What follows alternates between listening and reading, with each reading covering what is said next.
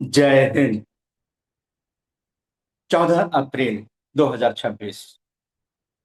राम जानकी संस्थान, positive broadcasting house और RJS positive media का ये लगातार निरंतर चलने वाला एक ऐसा कार्यक्रम है जो अपने महापुरुषों को नमन करते हुए कार्यक्रम की शुरुआत करता है। और आज बाबा साहब डॉक्टर भीमराव अंबेडकर की जयंती पर यह कार्यक्रम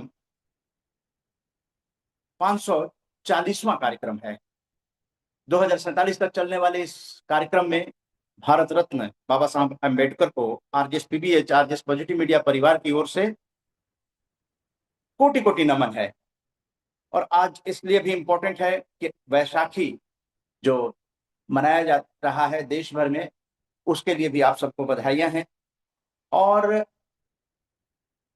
हमारे जो को ऑर्गेनाइजर हैं उदय शंकर सिंह कुशवाहा जी, टीफा 26 नोएडा के सशक्त आरजेशियन हैं, उनके पिताजी की स्मृति में ये कार्यक्रम किया जा रहा है। भुवनेश्वर सिंह कुशवाहा जी, और उनकी पुण्यतिथि 14 अप्रैल को होती है। काफी पहले से ये निर्णय लिया गया था। हम लोग अपने परिवार को भी याद करते हैं। तो उदय शंकर सिंह कुशवाहा जी एक सुपुत्र की तरह अपने पिताजी को याद कर रहे हैं। आज उनके बारे में कुछ दो शब्द बताएंगे।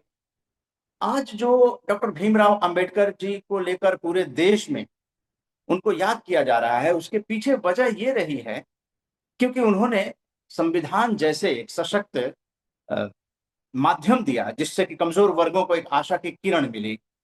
और राष्ट्रपति श्रीमती द्रौपदी मुर्मू ने भी कहा कि डॉक्टर अंबेडकर ने न केवल असमानताओं को दूर करने का मार्ग दिखाया, बल्कि भारत के लोकतांत्रिक मूल्यों और संवैधानिक अधिकारों को सुदृढ़ करने में भी अग्रणी भूमिका निभाई। डॉक्टर बी आर अम्बेडकर के जयंती की पूर्व संध्या पर राष्ट्रपति ने अपने संदेश में आगे कहा कि डॉक्टर अंबेडकर ने महिलाओं की शिक्षा और उनके अधिकारों को प्राथमिकता दी। उनका बहुआयामी योगदान आने वाली पीढ़ियों को देश की सेवा और विकास में सक्रिय भूमिका निभाने के लिए प्रेरित करता रहेगा। तो आइए हम लोग डॉक्टर भीमराव अंबेडकर से प्रेरणा लेंगे। आगे आने वाले वक्ता जो हैं वो कार्यक्रम को आगे बढ़ाएंगे। मैं टीम इंडिपेंडेंस डे फंक्शन अगस्त 2026 के जो सशक्त आरजेसीएन है उदय शंकर सिंह कुशवाहा जी, उनको सादर इस मंच पर आमंत्रित करता हूं एक सह आयोजक के रूप में और कार्यक्रम में सभी का स्वागत करने के लिए। उदय शंकर सिंह कुशवाहा जी।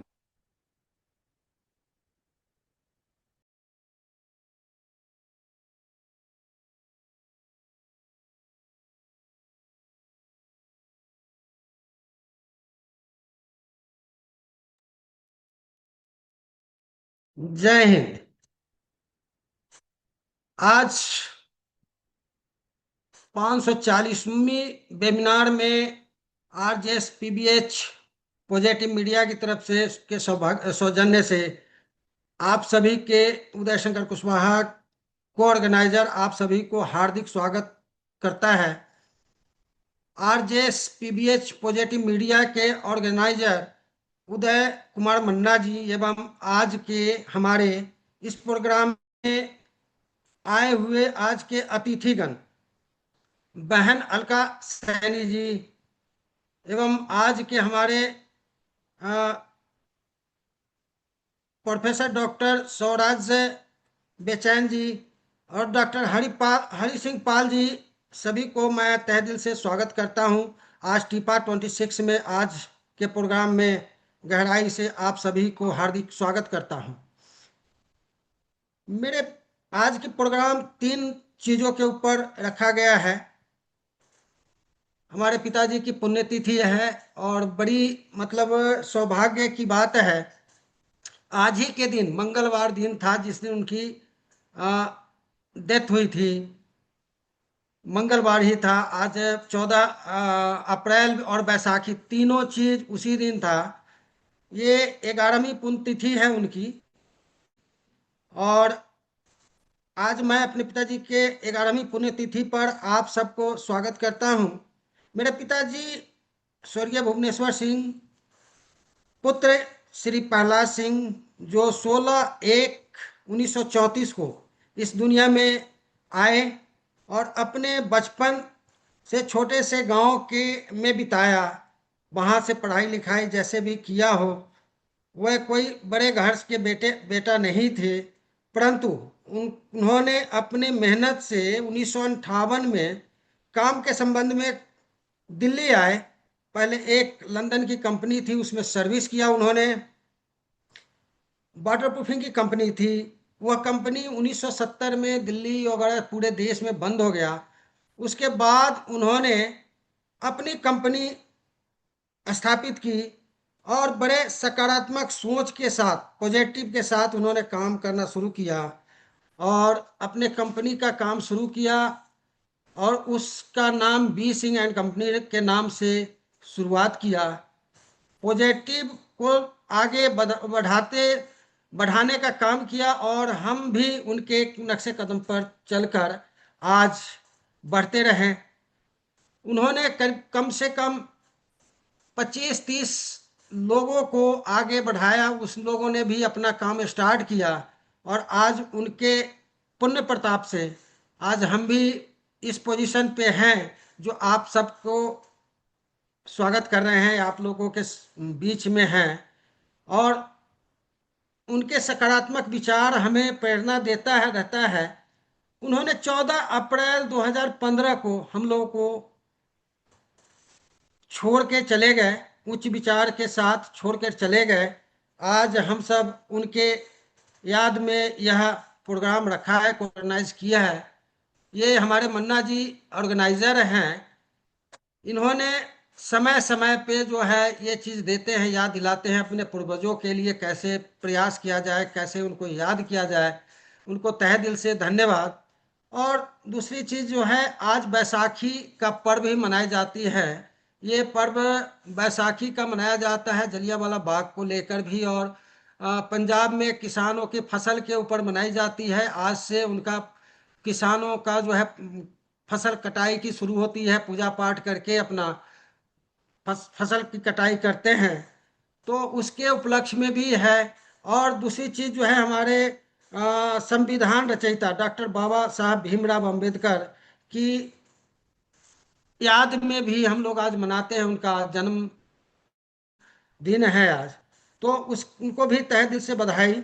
संविधान को लेकर हमारे देश की सत्ता या संविधान के जो भी है उन्हीं की देन है, जिसके आधार पे हम लोगों ने इस देश को चलाते हैं। कैसे हमें संविधान में मिला है, उसी के आधार पे सारा कुछ हो रहा है।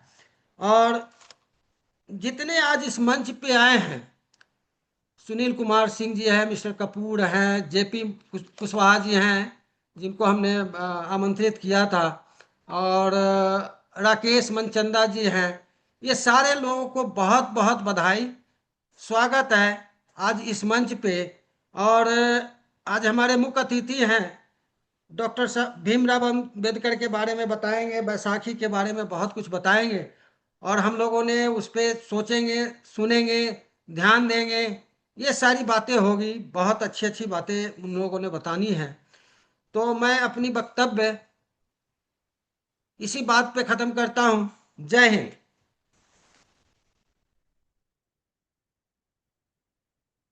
जय हिंद।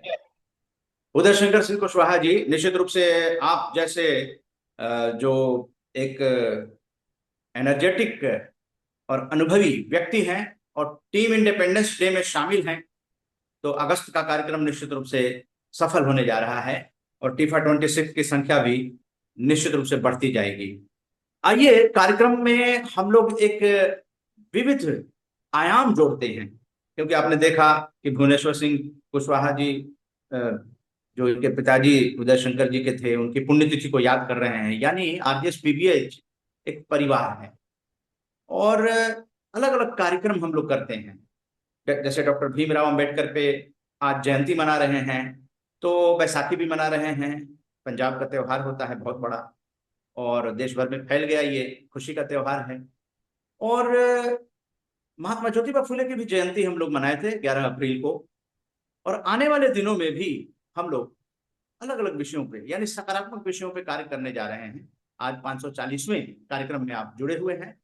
541वां कार्यक्रम जो है वो विश्व विरासत दिवस पे है और उसके हम लोग एक फॉर्मेट बनाए हुए हैं जिसमें सह आयोजक अपने कंधे पे उस जिम्मेदारी को लेते हैं, डॉक्यूमेंटेशन को आगे बढ़ाने के लिए वो आगे आते हैं।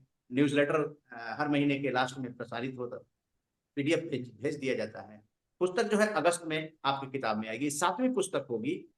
तो विदेश मंत्रालय, भारत सरकार, भारतीय सांस्कृतिक संबंध परिषद के वरिष्ठ कार्यक्रम निदेशक सुनील कुमार सिंह जी बताएंगे कि अगला हम लोगों का कार्यक्रम जो है, और उस बारे में सभी लोगों को पता चले कि हम लोग 7:30 बजे 17 अप्रैल को फिर इसी तरह से जुड़ेंगे और विरासत की बात करेंगे, विरासत का सम्मान करेंगे, विरासत को जानेंगे, समझेंगे, जैसे आज डॉक्टर भीमराव अंबेडकर को आज के संदर्भ में जानने की कोशिश कर रहे हैं। सुनील कुमार सिंह जी, सह आयोजक, टीफा 26। नमस्कार, जय हिंद। सुन पा रहे हैं सर? सर नहीं सुनेंगे तो बताएंगे। जी जी जी जी। चलिए, आज मानवता और न्याय के अध्याय विवेक और ज्ञान के पुजारी, महान अर्थशास्त्री और विधायी विशेषज्ञ, गरीबों और वंचितों के मसीहा डॉक्टर B.R. अम्बेडकर की जयंती और बैसाखी के महा अवसर पर आप सबके बीच आकर के बहुत अच्छा लग रहा है। हृदय से बहुत खुशी हो रही है, और उससे भी ज़्यादा खुशी इस बात की है कि उस महामानव जिसने अपना पूरा जीवन देश के लिए, गरीब और शोषितों के लिए, महिलाओं के लिए और पूरे राष्ट्र के लिए समर्पित कर दिया, उसके प्रति सम्मान और श्रद्धांजलि के देने में अपना कुछ निर्वाह कर सकें, इसकी बहुत ही अति खुशी हमें हो रही है। बाबा साहब को संविधान का निर्माता और दलितों के मसीहा के रूप में जाना जाता है, पर बाबा साहब ने पूरे देश के लिए जो कुछ किया है वो बहुत ही अविस्मरणीय और अतुलनीय है, जिसको देश हमेशा याद रखेगा और जिसके लिए देश हमेशा उनका ऋणी रहेगा। आज बाबा साहब को भारतीय संविधान के जनक, संविधान के शिल्पी, महिलाओं की शिक्षा, सामाजिक सम्मान के अधिकारों की विधायी के रूप में लाने के विषय में, महिला सशक्तिकरण और श्रमिक सुधार, यहाँ तक कि हमारा जो भारतीय रिजर्व बैंक है उसकी स्थापना दिवस के रूप में भी जाना जाता है, जनक के रूप में जाना जाता है। आज उनका ज्ञान पूरे विश्व में, भारत में ही नहीं पूरे विश्व में छाया हुआ है।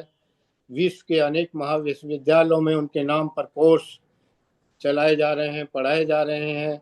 विश्व में उन्हें सिंबल ऑफ नॉलेज माना गया है।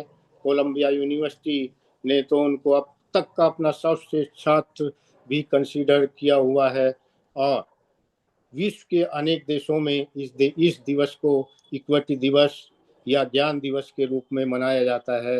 इससे बड़ी भारत के लिए और क्या बात हो सकती है कि हमारे भारत के महान नायक को पूरे देश में, पूरे वर्ल्ड में इस तरह श्रद्धा और सम्मान के साथ मनाया जाता है। मैं सिर्फ इतना ही कहूंगा कि उनका दिया हुआ जो सम्मान, उन संविधान और स्वतंत्रता हमारे यहाँ भी दिनों दिन तो फैल रही है, लेकिन अंतिम व्यक्ति तक वो पहुंचे, अंतिम व्यक्ति तक संविधान और स्वतंत्रता का लाभ मिले, इसकी आशा करते हुए मैं आप सभी को बाबा साहब की जयंती, बैसाखी की शुभकामनाएं देता हूं, और आशा करता हूं कि देश उन्हें हमेशा याद रखेगा, उनका सम्मान में हमेशा जयंती मनाता रहेगा। जैसा कि मन्ना साहब ने कहा कि RJSPBH हर विषय पर अपनी संगोष्ठियां, वेबिनार आयोजित कर रहा है, और हर विषय पर देश विदेश को जोड़ करके एक सकारात्मक विचारधारा के साथ आगे बढ़ रहा है। उसी कड़ी में मैं 17 तारीख को 17 अप्रैल को 7:30 पर अपनी तरफ से एक वेबिनार का सह आयोजन कर रहा हूं, जिसका विषय है विश्व विरासत दिवस। विश्व धरोहर या विश्व धरोहर दिवस, जिसका मुख्य उद्देश्य हमारी प्राकृतिक, सांस्कृतिक और ऐतिहासिक धरोहरों के संरक्षण तो है ही, साथ ही साथ उनकी ऐतिहासिक जानकारियां और महत्ता को जनता के बीच फैलाना है और उनको इस तरीके से भव्यता और आकर्षण पैदा करना है कि जनता के बीच उनकी महत्ता और स्थायित्व बना रहे। तो आप सभी लोगों से मेरा निवेदन है कि उस समय आप सभी लोग जुड़िए, और मन्ना साहब तो सभी को जोड़ ही रहे हैं। हम सबका कर्तव्य और दायित्व भी है कि हम RJSPBH के साथ मिल करके उसके हर विषय, हर वेबिनार में जो अपनी भागीदारिता पेश करें और उसको सशक्त बनाएं। इसी के साथ जय हिंद, नमस्कार। जय हिंद, नमस्कार। 7:30 से ये प्रोग्राम होगा 17 अप्रैल को शाम को, तो आप लोग जुड़िएगा। हम लोग विचार विमर्श करके इसका जो थीम है वो किताब के अंदर ला रहे हैं, ताकि हर वर्ग के, हर आयु वर्ग के लोगों को ये एक जानकारी परक पॉजिटिव मीडिया मूवमेंट का एक दस्तावेज बने। आइए डॉक्टर भीमराव अंबेडकर की जयंती को आगे सेलिब्रेट करते हैं और महिला अधिकारों की, महिलाओं के लिए संविधान में जो उन्होंने सुरक्षा दी है बहुत ही लाजवाब है। हम लोगों के बीच अलका सैनी जी हैं, जो अखिल भारतीय प्रचार प्रसार सह प्रमुख स्वदेशी जागरण 11वीं मंच है, है, अतिथि वक्ता के रूप में मैं 11वीं उन्हें जयंती सादर है, आमंत्रित करता हूँ। वो पुण्यतिथि। हाँ, वो ही चल रहा है ना, इंटरनेशनल। ये उदय शंकर जी म्यूट कर लीजिए माइक।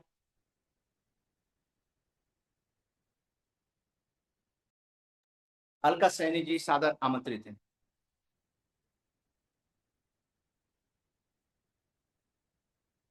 मुझे लगता है कि अभी शाम का समय है, अलका जी रसोई में बिजी होंगी। मैं अपने जो नहीं नहीं, पार्टिसिपेंट मैं हैं, हेलो, आवाज आ रही है नहीं मेरी? नहीं, आवाज तो अब आ रही है ना? जी जी जी जी जी। तो ऐसा तो नहीं होना चाहिए था। जी बताइए।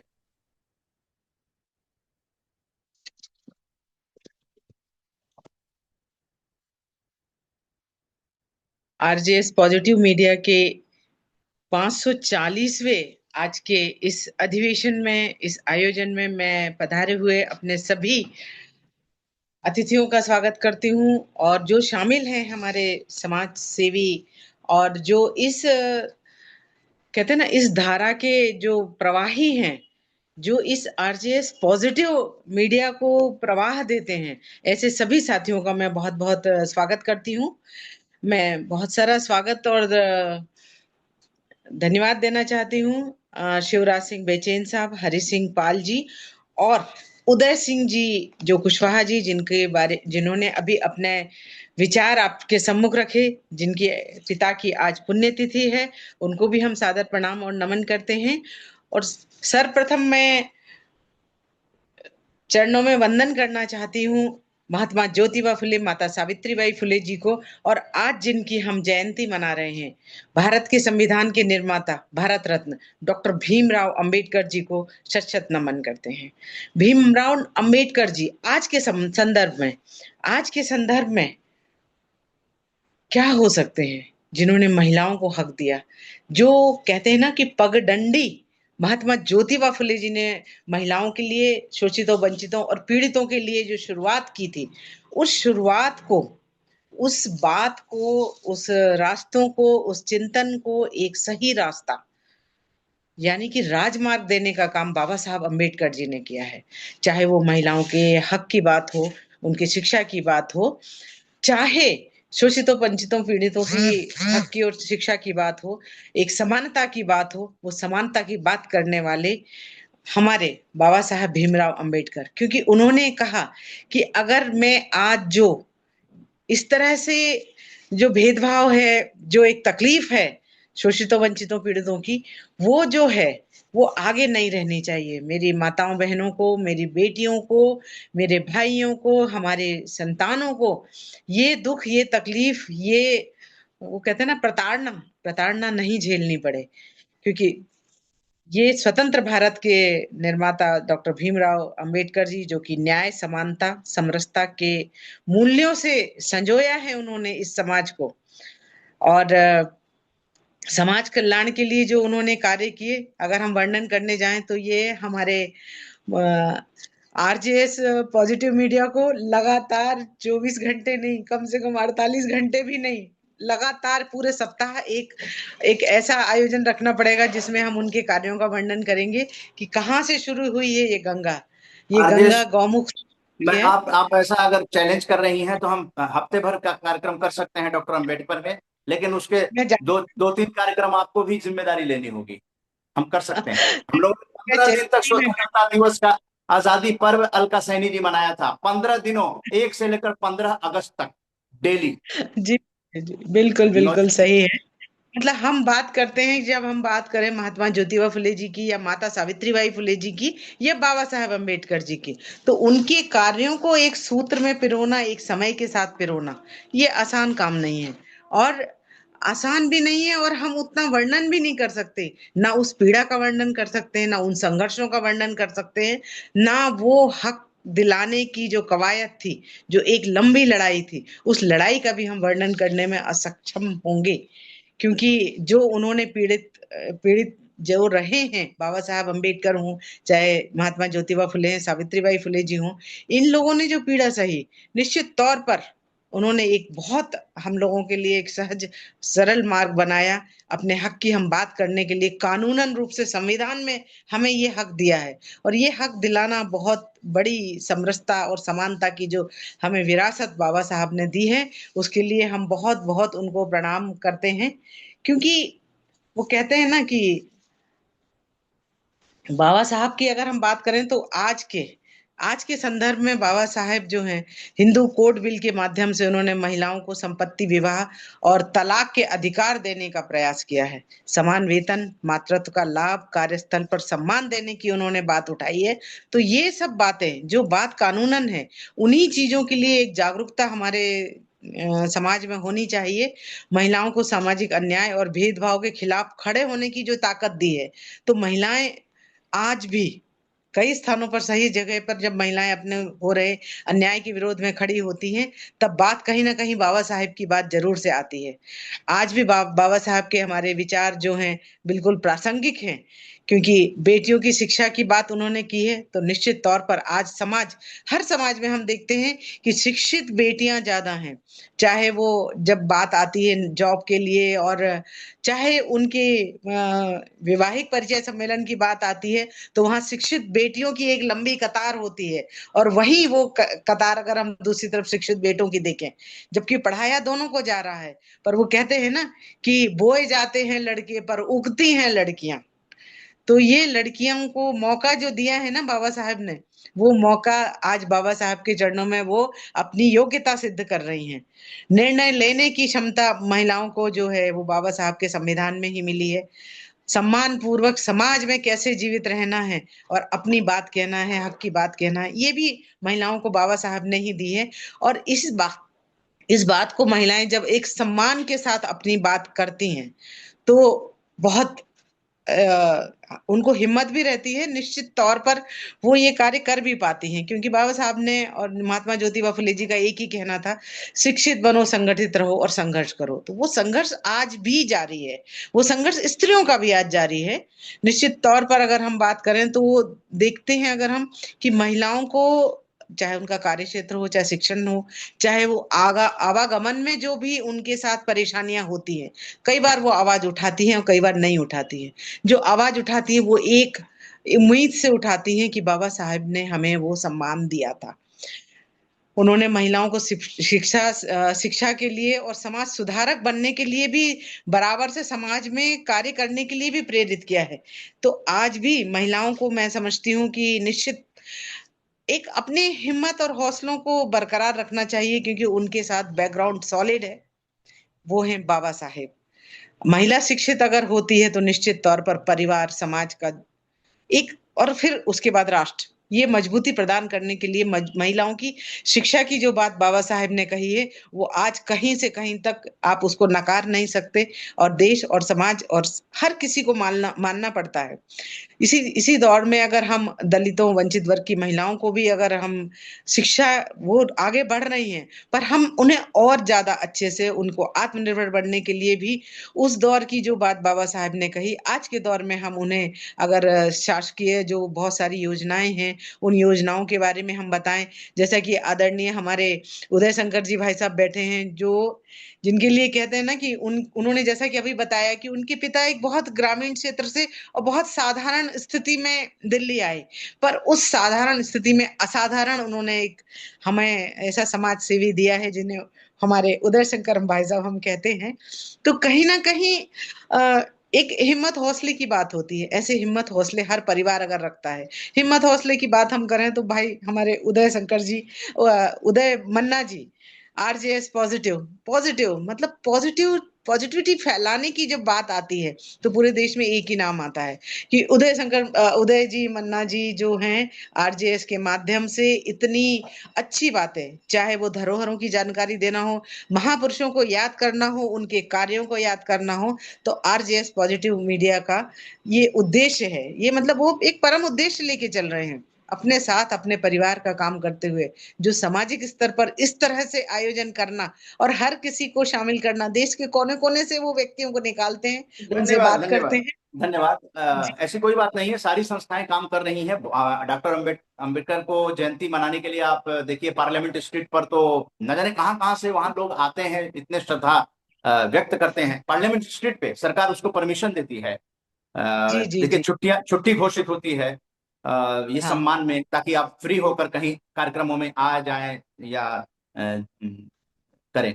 अलका जी, आप महिला हैं, जी आपसे सिर्फ एक जी सवाल है। आप स्वदेशी जागरण जी मंच में हैं, आप जी दो जी कार्य बता दीजिए कि डॉक्टर अंबेडकर के सपने साकार कर रही हैं। सिर्फ दो कार्य, सकारात्मक कार्य।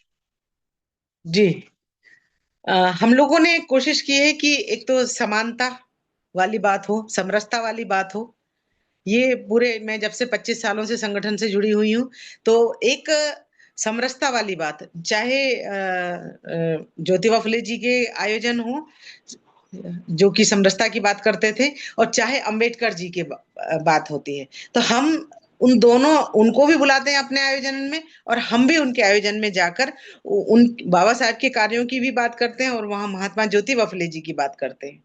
तो ये बात है। और एक शिक्षा के लिए और उनके हक के लिए जो बात करनी है, हम वो भी बात करते हैं कि आप सरकार की योजनाओं का आप लाभ लीजिए, आप शिक्षित बनिए, आप स्वावलंबी बनिए। बहुत अच्छा। और जी। बुद्ध पूर्णिमा भी आ रहा है, 1 मई। देखिए, एक मई। आरजेएसपीबी तो जरूर कार्यक्रम करेगा। क्या वो अलका जी सैनी जी के नाम पे होगा या किसी और के नाम पे होगा, वो देखने जी वाली बात है। चलिए आगे बढ़ते हैं, क्योंकि एक से एक विद्वत जन, जैसे अलका सैनी जी ने अपने अपने निजी अनुभव भी सुनाए, और बाकी जो उनके जीवनी के बारे में है वो भी बताया, वो विद्यार्थियों के लिए बड़ा जरूरी है। देखिए, वो महामानव के रूप में पूजे जाते हैं कई जगह।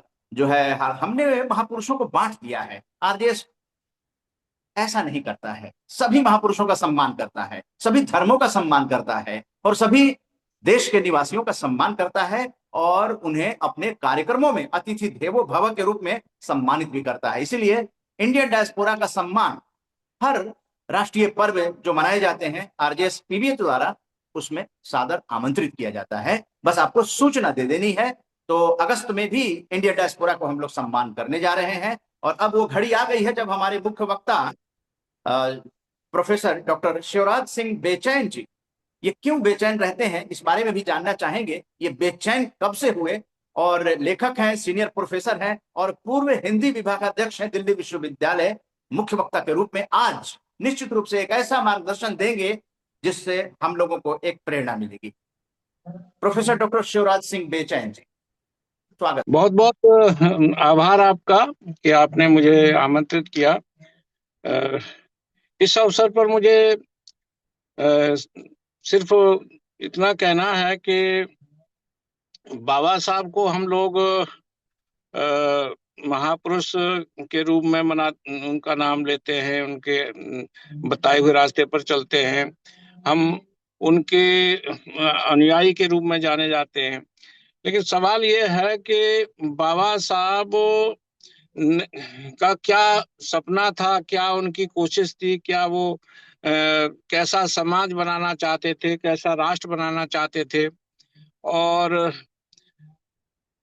उसको किस तरह से बनाना चाहते थे। तो पहली बात तो यह है कि उन्होंने ये देखा कि जो समाज का ढांचा है उसमें जो कायदे कानून हैं, चाहे वो स्मृतियों के हों या ग्रंथों के, उनके आधार पर समाज संचालित होता है, और वो लोकतंत्र के लिए पर्याप्त नहीं है। उसमें बराबरी नहीं है, उसमें समानता नहीं है, और उसमें बंधुता नहीं है।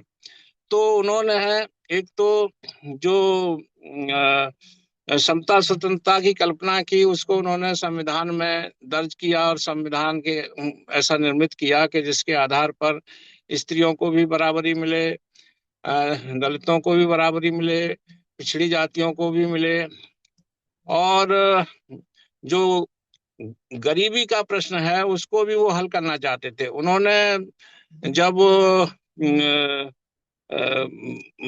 कानून मंत्री पद से इस्तीफा दिया था, तो उसमें उन्होंने जो मांगे रखी थी, नेहरू जी को जो पत्र लिखा था, उसमें एक बहुत महत्वपूर्ण प्रश्न ये भी था कि मुझे योजना आयोग दिया जाए, क्योंकि मैं अर्थशास्त्री हूँ। सब लोग जानते हैं कि बाबा साहब की जो अर्थशास्त्र पर उपाधि थी, वो भारत में पहले अर्थशास्त्री थे, और इतने उच्च स्तर की वो उपाधि थी कि उसके आधार पर भारत की रिजर्व बैंक बनी। और नोबेल प्राइज विजेता अमर्त्य सेन ने ये बात कही कि अगर मैंने वो थीसिस नहीं पढ़ी होती तो गरीबी पर मैं नहीं लिख पाता। तो बाबा साहब देश की बुनियादी समस्याओं की तरफ देख रहे थे, और बुनियादी समस्याएं हल करने के उन्होंने रास्ते निकाले थे।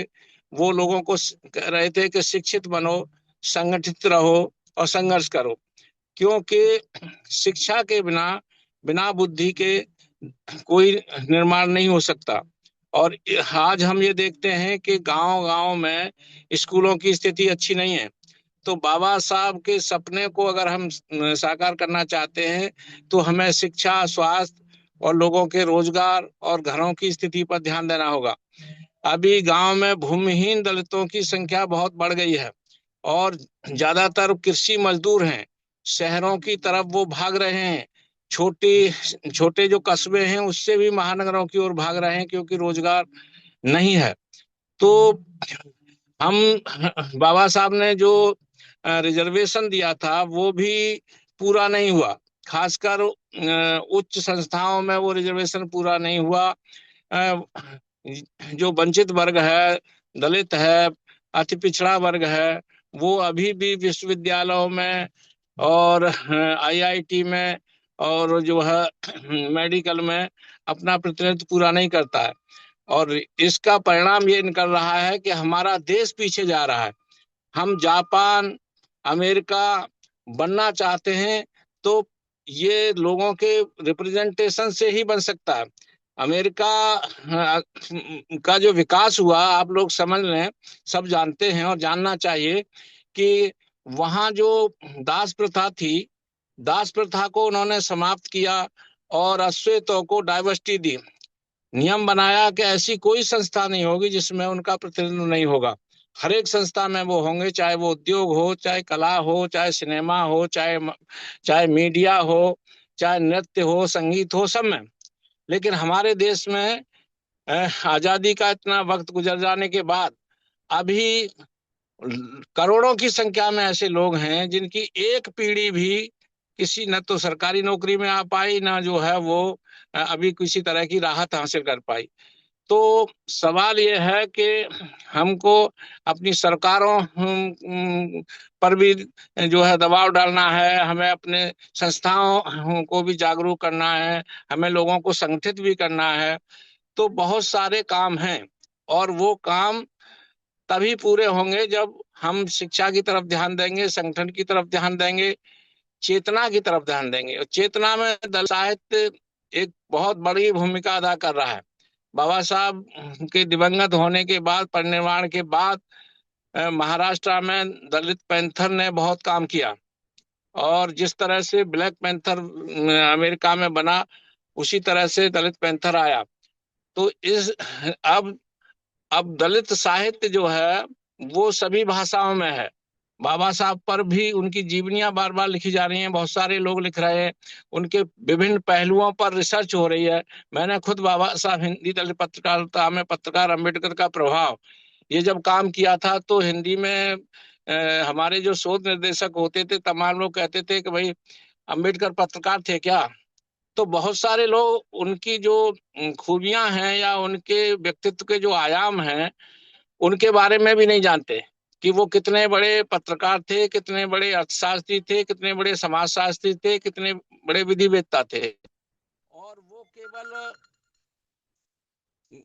वो केवल डिग्रियों वाले नहीं थे, हर एक चीज ऐसी थी उनकी, हर ज्ञान था, उन्होंने जमीन पर प्रैक्टिकल कर करके देखा। इसीलिए उन्होंने एक्सपेरिमेंट किए। उन्हें ये साबित करना था कि भाई पानी लेने की आजादी नहीं है, तो फिर उन्होंने चावदा तालाब आंदोलन किया। मंदिर प्रवेश नहीं है तो उन्होंने कालाराम मंदिर का आंदोलन किया। तो ये सब उन्होंने दिखाया। गांधी जी ने पृथक निर्वाचन को रोक दिया। जब वो गोलमेज सम्मेलन से लेके आए ये अधिकार 1932 में, तो उसको गांधी जी अड़ गए और उसके विरोध में उन्होंने इरौदा जेल में जो है अनशन कर दिया। लेकिन बाबा साहब बहुत मजबूर हुए उसमें, क्योंकि मीडिया का दबाव था, तमाम उच्च जातियों में ये इस तरह का मैसेज जा रहा था कि डॉक्टर अंबेडकर ने जो है अंबेडकर जिम्मेदार हैं, अगर गांधी जी की मृत्यु हो जाती है अनशन में तो गांव गांव में दलितों की क्या हालत होगी, ये बाबा साहब जानते थे। तो ऐसे हालातों में उन्होंने रास्ता निकाला और रिजर्वेशन तय हुआ। गांधी जी कहते थे 10 साल में अस्पृश्यता खत्म हो जाएगी, 10 साल में बराबरी आ जाएगी, सब लोगों को सभी क्षेत्रों में रिप्रेजेंटेशन मिल जाएगा। लेकिन इसे चाहे दुर्भाग्य कहिए या अव्यवस्था कहिए कि आज तक दलित दलित ही बने हुए हैं, और स्थितियां इतनी विकट होती चली जा रही हैं कि सारे रोजगार निजी क्षेत्रों में सिमट गए हैं, और निजी क्षेत्रों में कोई भी उद्योग, कोई भी संस्था दलितों या पिछड़ी जातियों के स्वामित्व में नहीं है। देश की संपदा, देश की संपन्नता चंद लोगों में सिमटती जा रही है। तो ये ऐसी चिंता के विषय हैं जिसे फिर से बाबा साहब को पढ़कर, फिर से बाबा साहब के रास्ते को समझकर काम करना पड़ेगा। और मैं समझता हूं कि यही एक रास्ता है कि ज्यादा से ज्यादा न केवल लोग शिक्षित हों बल्कि शिक्षित करें लोगों को। साहित्य केवल पढ़े ही नहीं, साहित्य की रचना भी करें। बाबा साहब ने जब बुद्ध धर्म ग्रहण किया था तो उन्होंने कहा था महिलाओं से कि आप अपने अनुभव लिखिए ताकि आने वाली पीढ़ियों को उसका ज्ञान हो। तो बहुत कम पढ़ी लिखी महिलाओं ने भी अपनी आत्मकथाएं लिखी, अपने अनुभव लिखे, और उस आधार पर उन्होंने अपने बच्चों को शिक्षित किया। तो एक अतीत को साथ लेकर, अतीत से सीख कर भविष्य का निर्माण किया जाता है। अतीत में पड़े रहने से तो कुछ होता नहीं, लेकिन अतीत एक सबक होता है, अतीत एक लेसन होता है। तो वर्तमान को बदलते हैं और भविष्य बनाते हैं। मैं समझता हूँ इन्हीं शब्दों के साथ मुझे अपनी वाणी को विराम देना चाहिए। बहुत बहुत धन्यवाद। आपका भी धन्यवाद सर कि आप समय निकालकर जुड़े एक मुख्य वक्ता के रूप में। RJS PBA charges positive media के 540वें कार्यक्रम को संबोधित किया आपने। आपके नाम के साथ बेचैन लगा हुआ है, और आज भी बड़ी बेचैन वाली बातें ये सुनकर तो मैं बड़ा बेचैन हो गया कि आज भी बैकलॉग भरे नहीं जा रहे हैं। उसके भीतर हम लोग जाने का प्रयास करेंगे। अभी बहुत सारे विद्वान जुड़े हुए हैं, कुछ ना कुछ निचोड़ निकालने की कोशिश करेंगे, क्योंकि ये मीडिया का मंच है, कुछ ना कुछ बातें निकल कर आएंगी। आपका नाम बेचैन कब, कैसे, किन परिस्थितियों में हुआ? परिस्थितियां क्या, ये तो खैर आज के इतने गंभीर सवालों में ये तो बहुत छोटी बात है, लेकिन जब आपने पूछा है तो मैं बता देना चाहता हूं कि मैं गांव से अपने देहात से शहर में पढ़ने आया था। और जब पढ़ने आया था तो मैंने ये अपनी आत्मकथा के दूसरे भाग में लिखा भी है। पहली आत्मकथा मेरा बचपन मेरे कंधों पर, उसमें हाई स्कूल तक की यात्रा है, उसमें शायद ये मैंने जवाब नहीं दिया है। लेकिन दूसरी आत्मकथा जो दूसरा भाग आया है, जिंदगी को ढूंढते हुए, उसमें इसका मैंने इसके बारे में बताया है। और बताना वो सादा सी बात है। हुआ ये था कि मुझे चस्का लगा हुआ था पत्रिकाएं पढ़ने का। तो मैं चंदोसी के बुक स्टॉल पर अ, वहाँ उलट पलट के पत्रिकाएं देख रहा था। तो हिंदुस्तान या धर्म युग, उनमें से दो में से एक कोई होनी चाहिए, क्योंकि उस जमाने में ये दोनों पत्रिकाएं ही बड़ी पत्रिकाएं थी। और तो उसमें एक कविता पर मेरी नजर गई, और वो थी कि जिस तरफ मेरी नजरें गईं, दृश्य वे ही पुराने मिले, जिंदगी की कड़ी धूप में कांच के सामियाने मिले। और नीचे लिखा हुआ था कुंवर बेचैन। तो वो मुझे लगा, अरे मुझे भी बेचैन लगा लेना चाहिए। और जब मैं कॉलेज में गया, एसएम कॉलेज में, तो पता चला कि वो वहीं के विद्यार्थी थे, एसएम कॉलेज के ही। और फिर मैंने लाइब्रेरी से उनकी कुछ किताबें निकाली थी, पेन बहुत सारे आदि जो है वो सब जो कुछ उपलब्ध थी वहाँ, वो सब पढ़ी। और उसी दिन मैंने जो है अपने सर्टिफिकेट में भी, जो फॉर्म भरा जाने वाला था बीए का, तो उसमें बेचैन लिख दिया। हालांकि इसका मुझे बड़ा खामियाजा उठाना पड़ा, बड़ा नुकसान उठाना पड़ा। 97 या 98 में जो है इलाहाबाद से जो है मैं वो मेरी नियुक्ति हुई डिग्री कॉलेज में प्रवक्ता के रूप में। तो सेक्रेटरी ने मुझे एक पत्र भेजा कि ये बेचैन है और शिवराज सिंह, ये दो नाम अलग अलग हैं क्या? तो इसकी आप जो है वो इसको प्रमाणित कीजिए। और मैंने भी उस समय गलती की कि वो एफिडेविट बनवाया और फोटो कॉपी उसकी भेज दी कि मैं जाऊंगा तब ले जाऊंगा, लेकिन जा नहीं पाया। और वो मेरी नियुक्ति जो थी निरस्त हो गई, किसी दूसरे को मिली। तो मेरे हाथ से उस समय इतनी बड़ी नौकरी निकल गई, और लंबे समय तक फिर मुझे बेरोजगार रहना पड़ा। तो बेचैन होने का, और फिर चूंकि मैं खुद कविताएं करने लगा था, कर रहा था, तो ये नाम फिर वो कविताओं में शामिल हो गया। और फिर धीरे धीरे उपनाम जो है इतना चल गया कि फिर मैंने कोशिश की कि इसको हटा दूं, तो फिर लगा कि भाई अब तो मेरी पहचान बन गया है। तो बहुत मुश्किल हुआ हटाना। अब तो शिवराज सिंह बेचैन ऐसे चलता बहुत रहा। बहुत बधाई हो।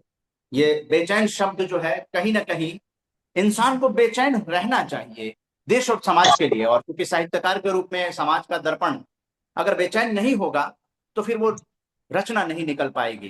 तो जी। आपने निश्चित रूप से, मेरा यही जानना था। और जो आपने संबोधन में दिया कि आज भी जो कमजोर वर्ग के लोग हैं उनमें आशा की किरण नहीं जग रही है, मुझे लगता है कि कहीं ना कहीं इस पर चिंतन मंथन करना चाहिए और पॉजिटिव मीडिया को आगे इस पर आना चाहिए, क्योंकि पूरे वर्ल्ड का पहला पॉजिटिव मीडिया मूवमेंट है और इस पर काम करने की जरूरत है।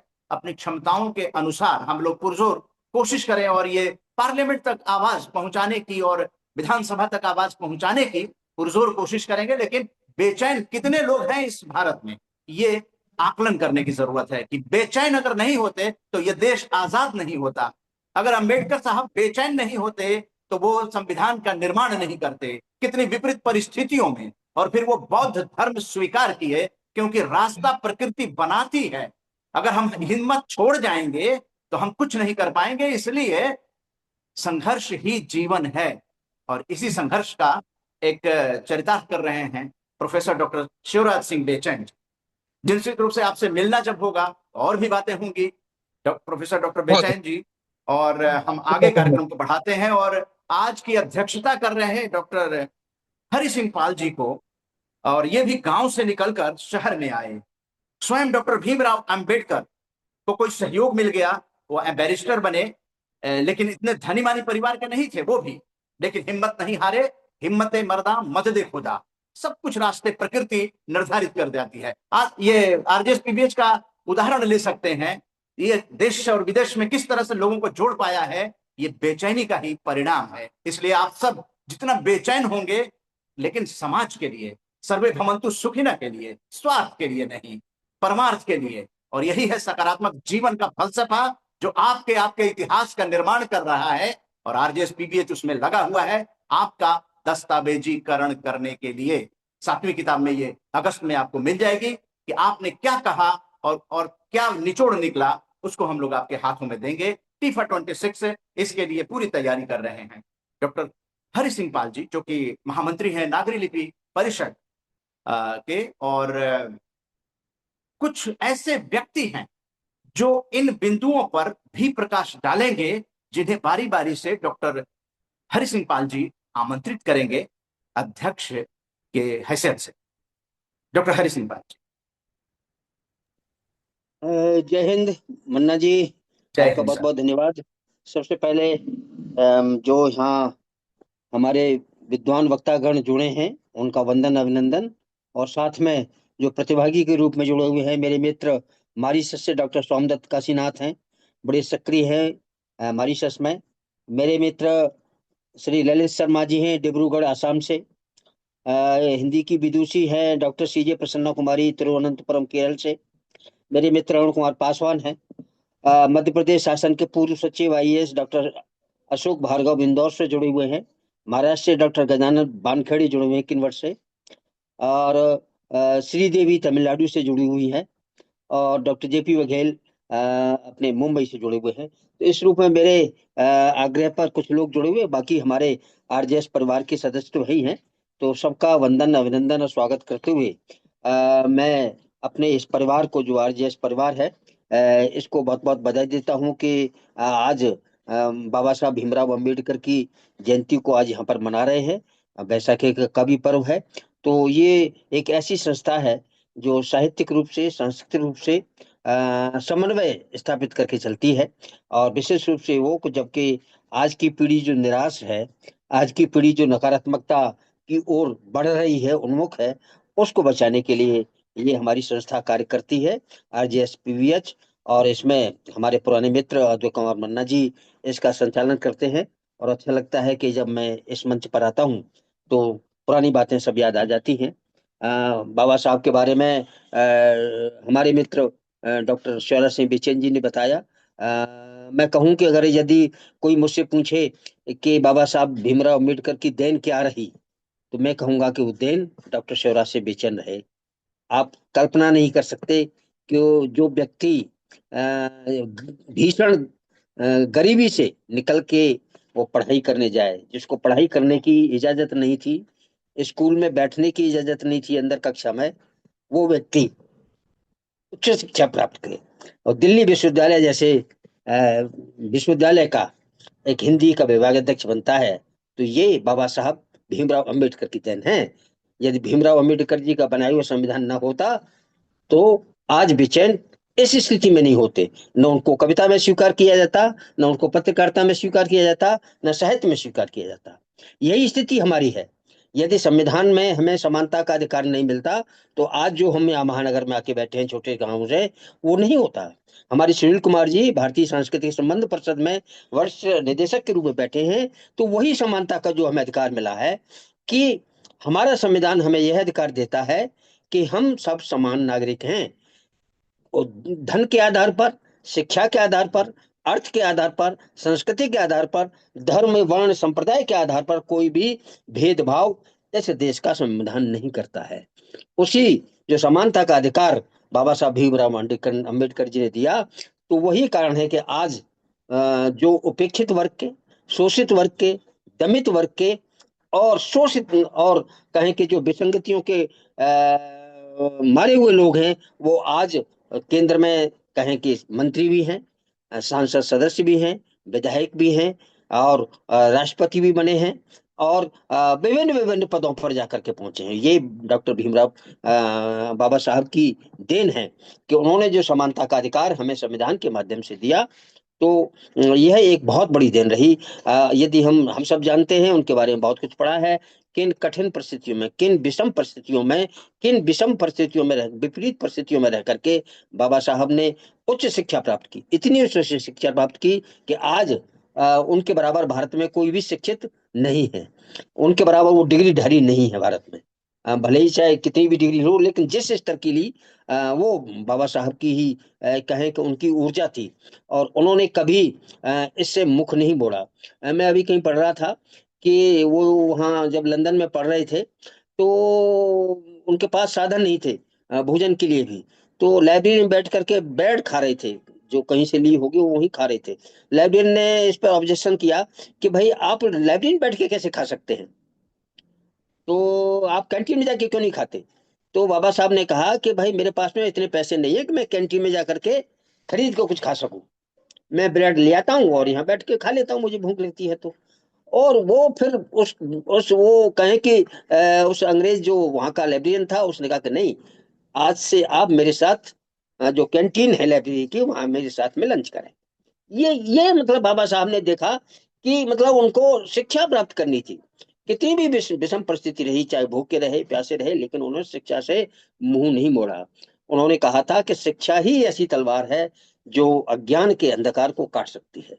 बहुत जरूरी है कि हम शिक्षित बने, संगठित रहें, तो निश्चित रूप से हम सशक्त बनेंगे। ये बाबा साहब की जो देन है, आज की जो पीढ़ी है वो उनसे बहुत कुछ प्रेरणा ले रही है, और यही कारण है कि आज लगभग जीवन के प्रत्येक क्षेत्र में वह समाज आगे आया है जो आजादी से पहले कभी कल्पना नहीं कर सकता था कि हमें भी ये चीज मिल सकती है।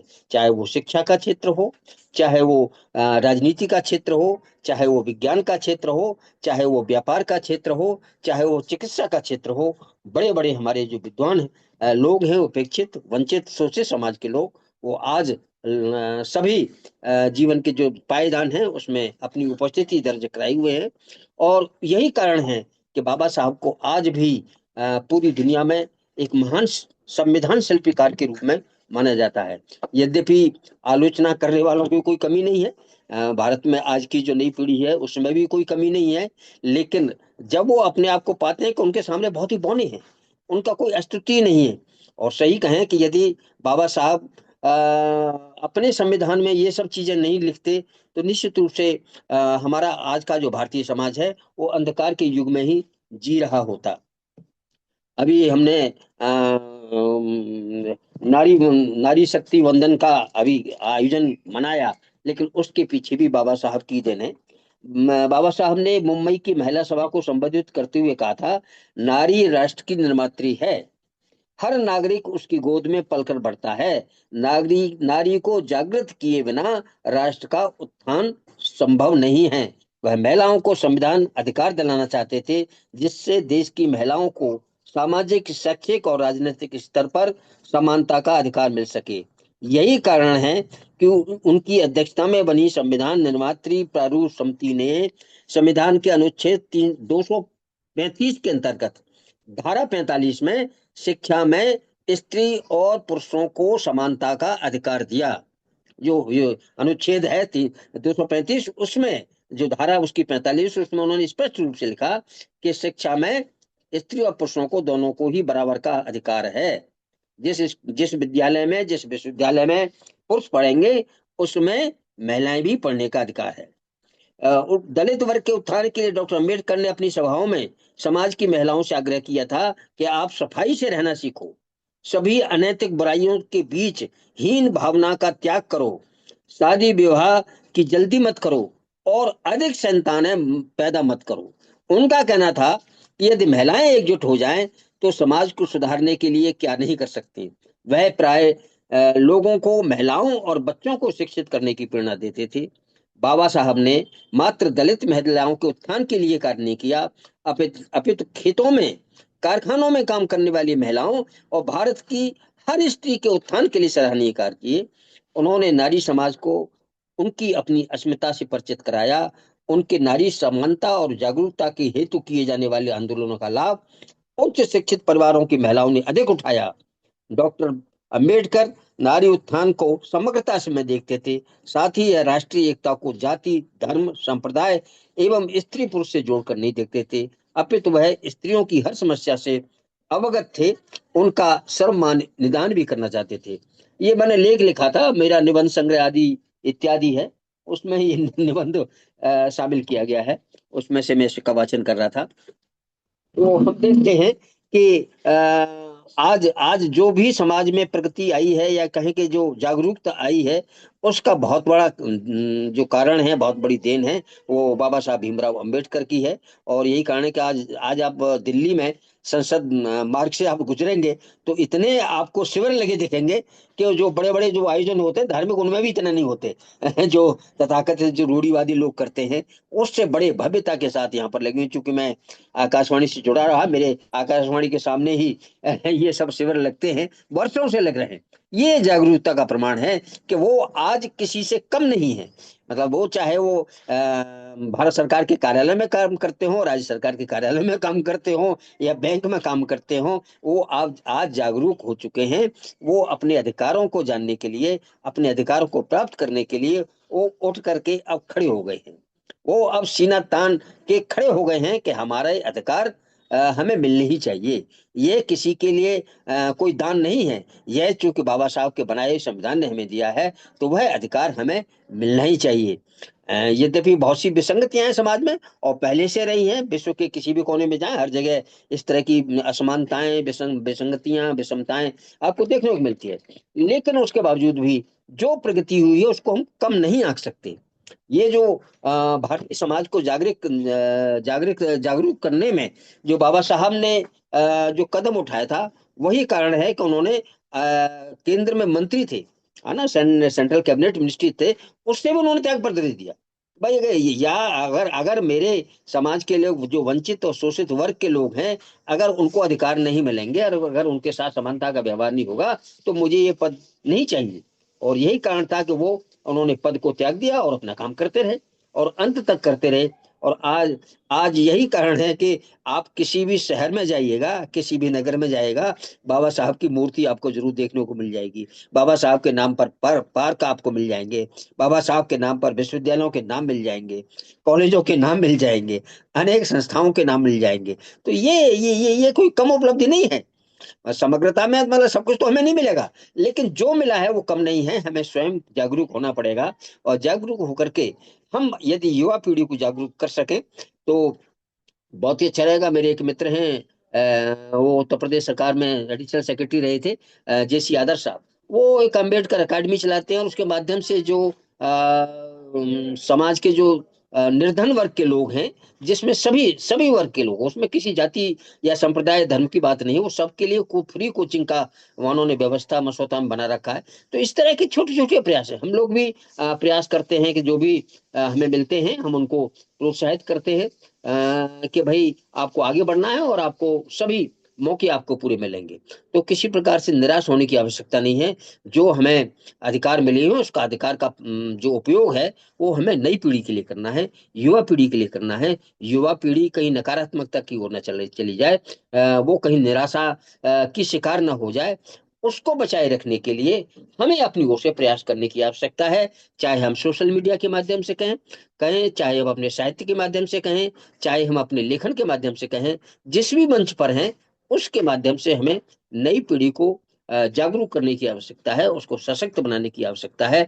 तो वो जिससे वो इस देश की प्रगति में और अपने जो देश का विकास है उसमें अपना यथोचित अपना योगदान दे सकें। यह देश सभी का है, किसी व्यक्ति का नहीं, किसी एक व्यक्ति विशेष का नहीं, किसी धर्म का नहीं, किसी जाति संप्रदाय वर्ग का वर्ण का नहीं है। ये सबका देश है। इस देश को सुरक्षित बनाए रखना, इसको प्रगति और विकास के मार्ग पर ले जाने का हम सबका दायित्व है। और ये जो आज अगर कहूँ, मुझे अच्छा लगा, मेरे पास एक पुस्तक अभी मेरे सामने आई, उसमें विश्व मानवतावादी डॉक्टर अंबेडकर। हम भारत की बात नहीं करते, विश्व मानवता की बात करते हैं। डॉक्टर अंबेडकर जी ने यह संदेश दिया था कि विश्व में जहां भी मनुष्य रहता है उसको समानता का अधिकार मिले। और वही कारण है कि उनसे प्रेरणा लेकर के दक्षिण अफ्रीका में ये आंदोलन चला, और विभिन्न देशों में इस तरह के आंदोलन चले। जहां असमानता थी वो असमानता दूर हुई। बाबा साहब की देन थी, बाबा साहब की शिक्षाएं थी, उनका अनुकरण कर करके लोगों ने अपने मार्ग को प्रशस्त किया। और मैं समझता हूँ कि हमारे साथ कुछ लोग जुड़े हुए हैं, तो उनको हम थोड़ा सा 2-2 मिनट का जरूर अवसर देना चाहेंगे, जिससे हम उनकी भी बात सुन सकें। तो मेरे अच्छे मित्र हैं मारीसर से डॉक्टर सोमदत्त काशीनाथ, आप बोलें जरा 2 मिनट में बाबा साहब के बारे में जो कहना चाहें। डॉक्टर सोमदत्त काशीनाथ जी। नमस्कार सर। क्षमा कीजिएगा, थोड़ा सा ये सेट करने में देरी होती है। आदरणीय डॉक्टर हरि सिंह पाल जी, अध्यक्ष महोदय, माननीय अतिथिगण एवं उपस्थित सभी विद्वज्जन, आप सबको मेरा करजोड़ नमस्कार। मैं मॉरिशस से डॉक्टर सोमदत्त काशीनाथ हूँ। मैं एक प्राइमरी स्कूल टीचर हूँ। फिर भी अपनी योग्यता के अनुसार थोड़ा बहुत लिखने का प्रयास कर रहा हूँ। और मुझे डॉक्टर हरि सिंह पाल जी के के आशीर्वाद से नागरी लिपि परिषद से जुड़ने का मौका मिला। उनका मैं बहुत बहुत आभारी हूँ। और मुझे इस मंच पर आमंत्रित करने के लिए बहुत बहुत धन्यवाद। RJS PBH JS RJS positive media द्वारा आयोजित डॉक्टर अंबेडकर की जन्मतिथि पर आयोजित यह कार्यक्रम पूर्णतः प्रासंगिक है। RJS पॉजिटिव मीडिया के संस्थापकों तथा संचालकों को बहुत बहुत बधाई। आप जैसे बड़े बड़े विद्वानों के सामने बोलने का साहस करना सूरज को दिया दिखाने के समान होगा। यदि कुछ त्रुटि हो जाए तो मुझे क्षमा कीजिएगा। आज जो विषय रखा गया है वह है आज के संदर्भ में डॉक्टर भीमराव अंबेडकर। डॉक्टर भीमराव अंबेडकर केवल एक महान संविधान निर्माता ही नहीं थे, बल्कि वे सामाजिक न्याय, समानता और मानवाधिकारों के प्रबल पक्षधर भी थे। उनके विचार आज भी उतने ही प्रासंगिक हैं जितने उनके समय में थे। आज का समाज तेजी से बदल रहा है।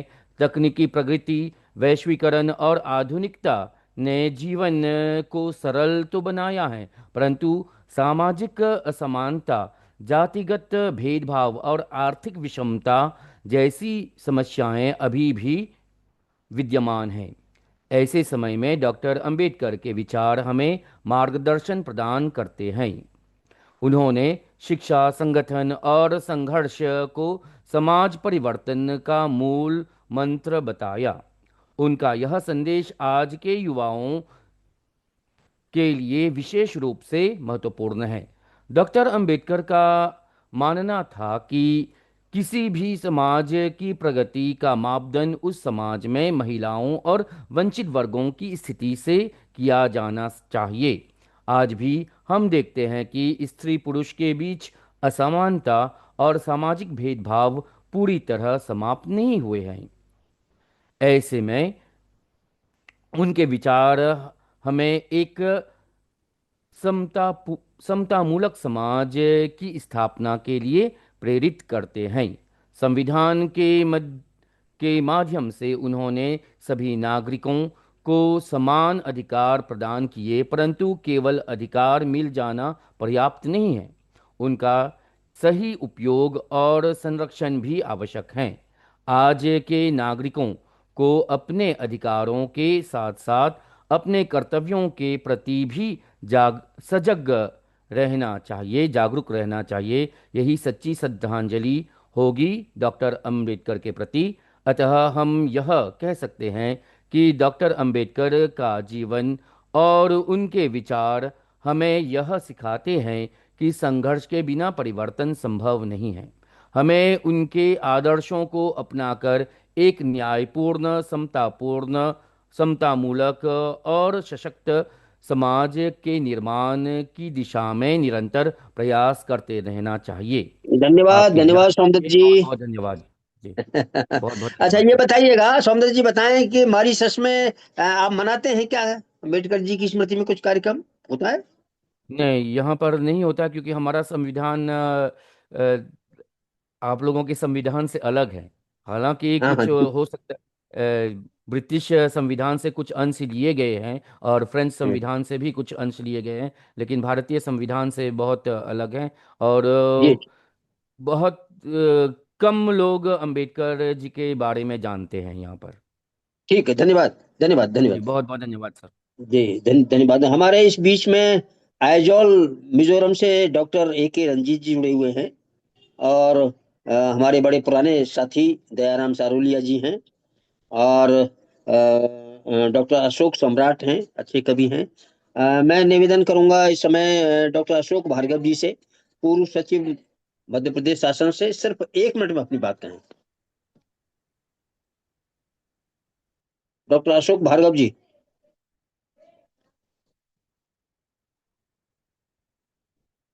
कोई बात नहीं। डॉक्टर जेपी बघेल मुंबई से जुड़े हुए हैं, सामाजिक कार्यकर्ता हैं,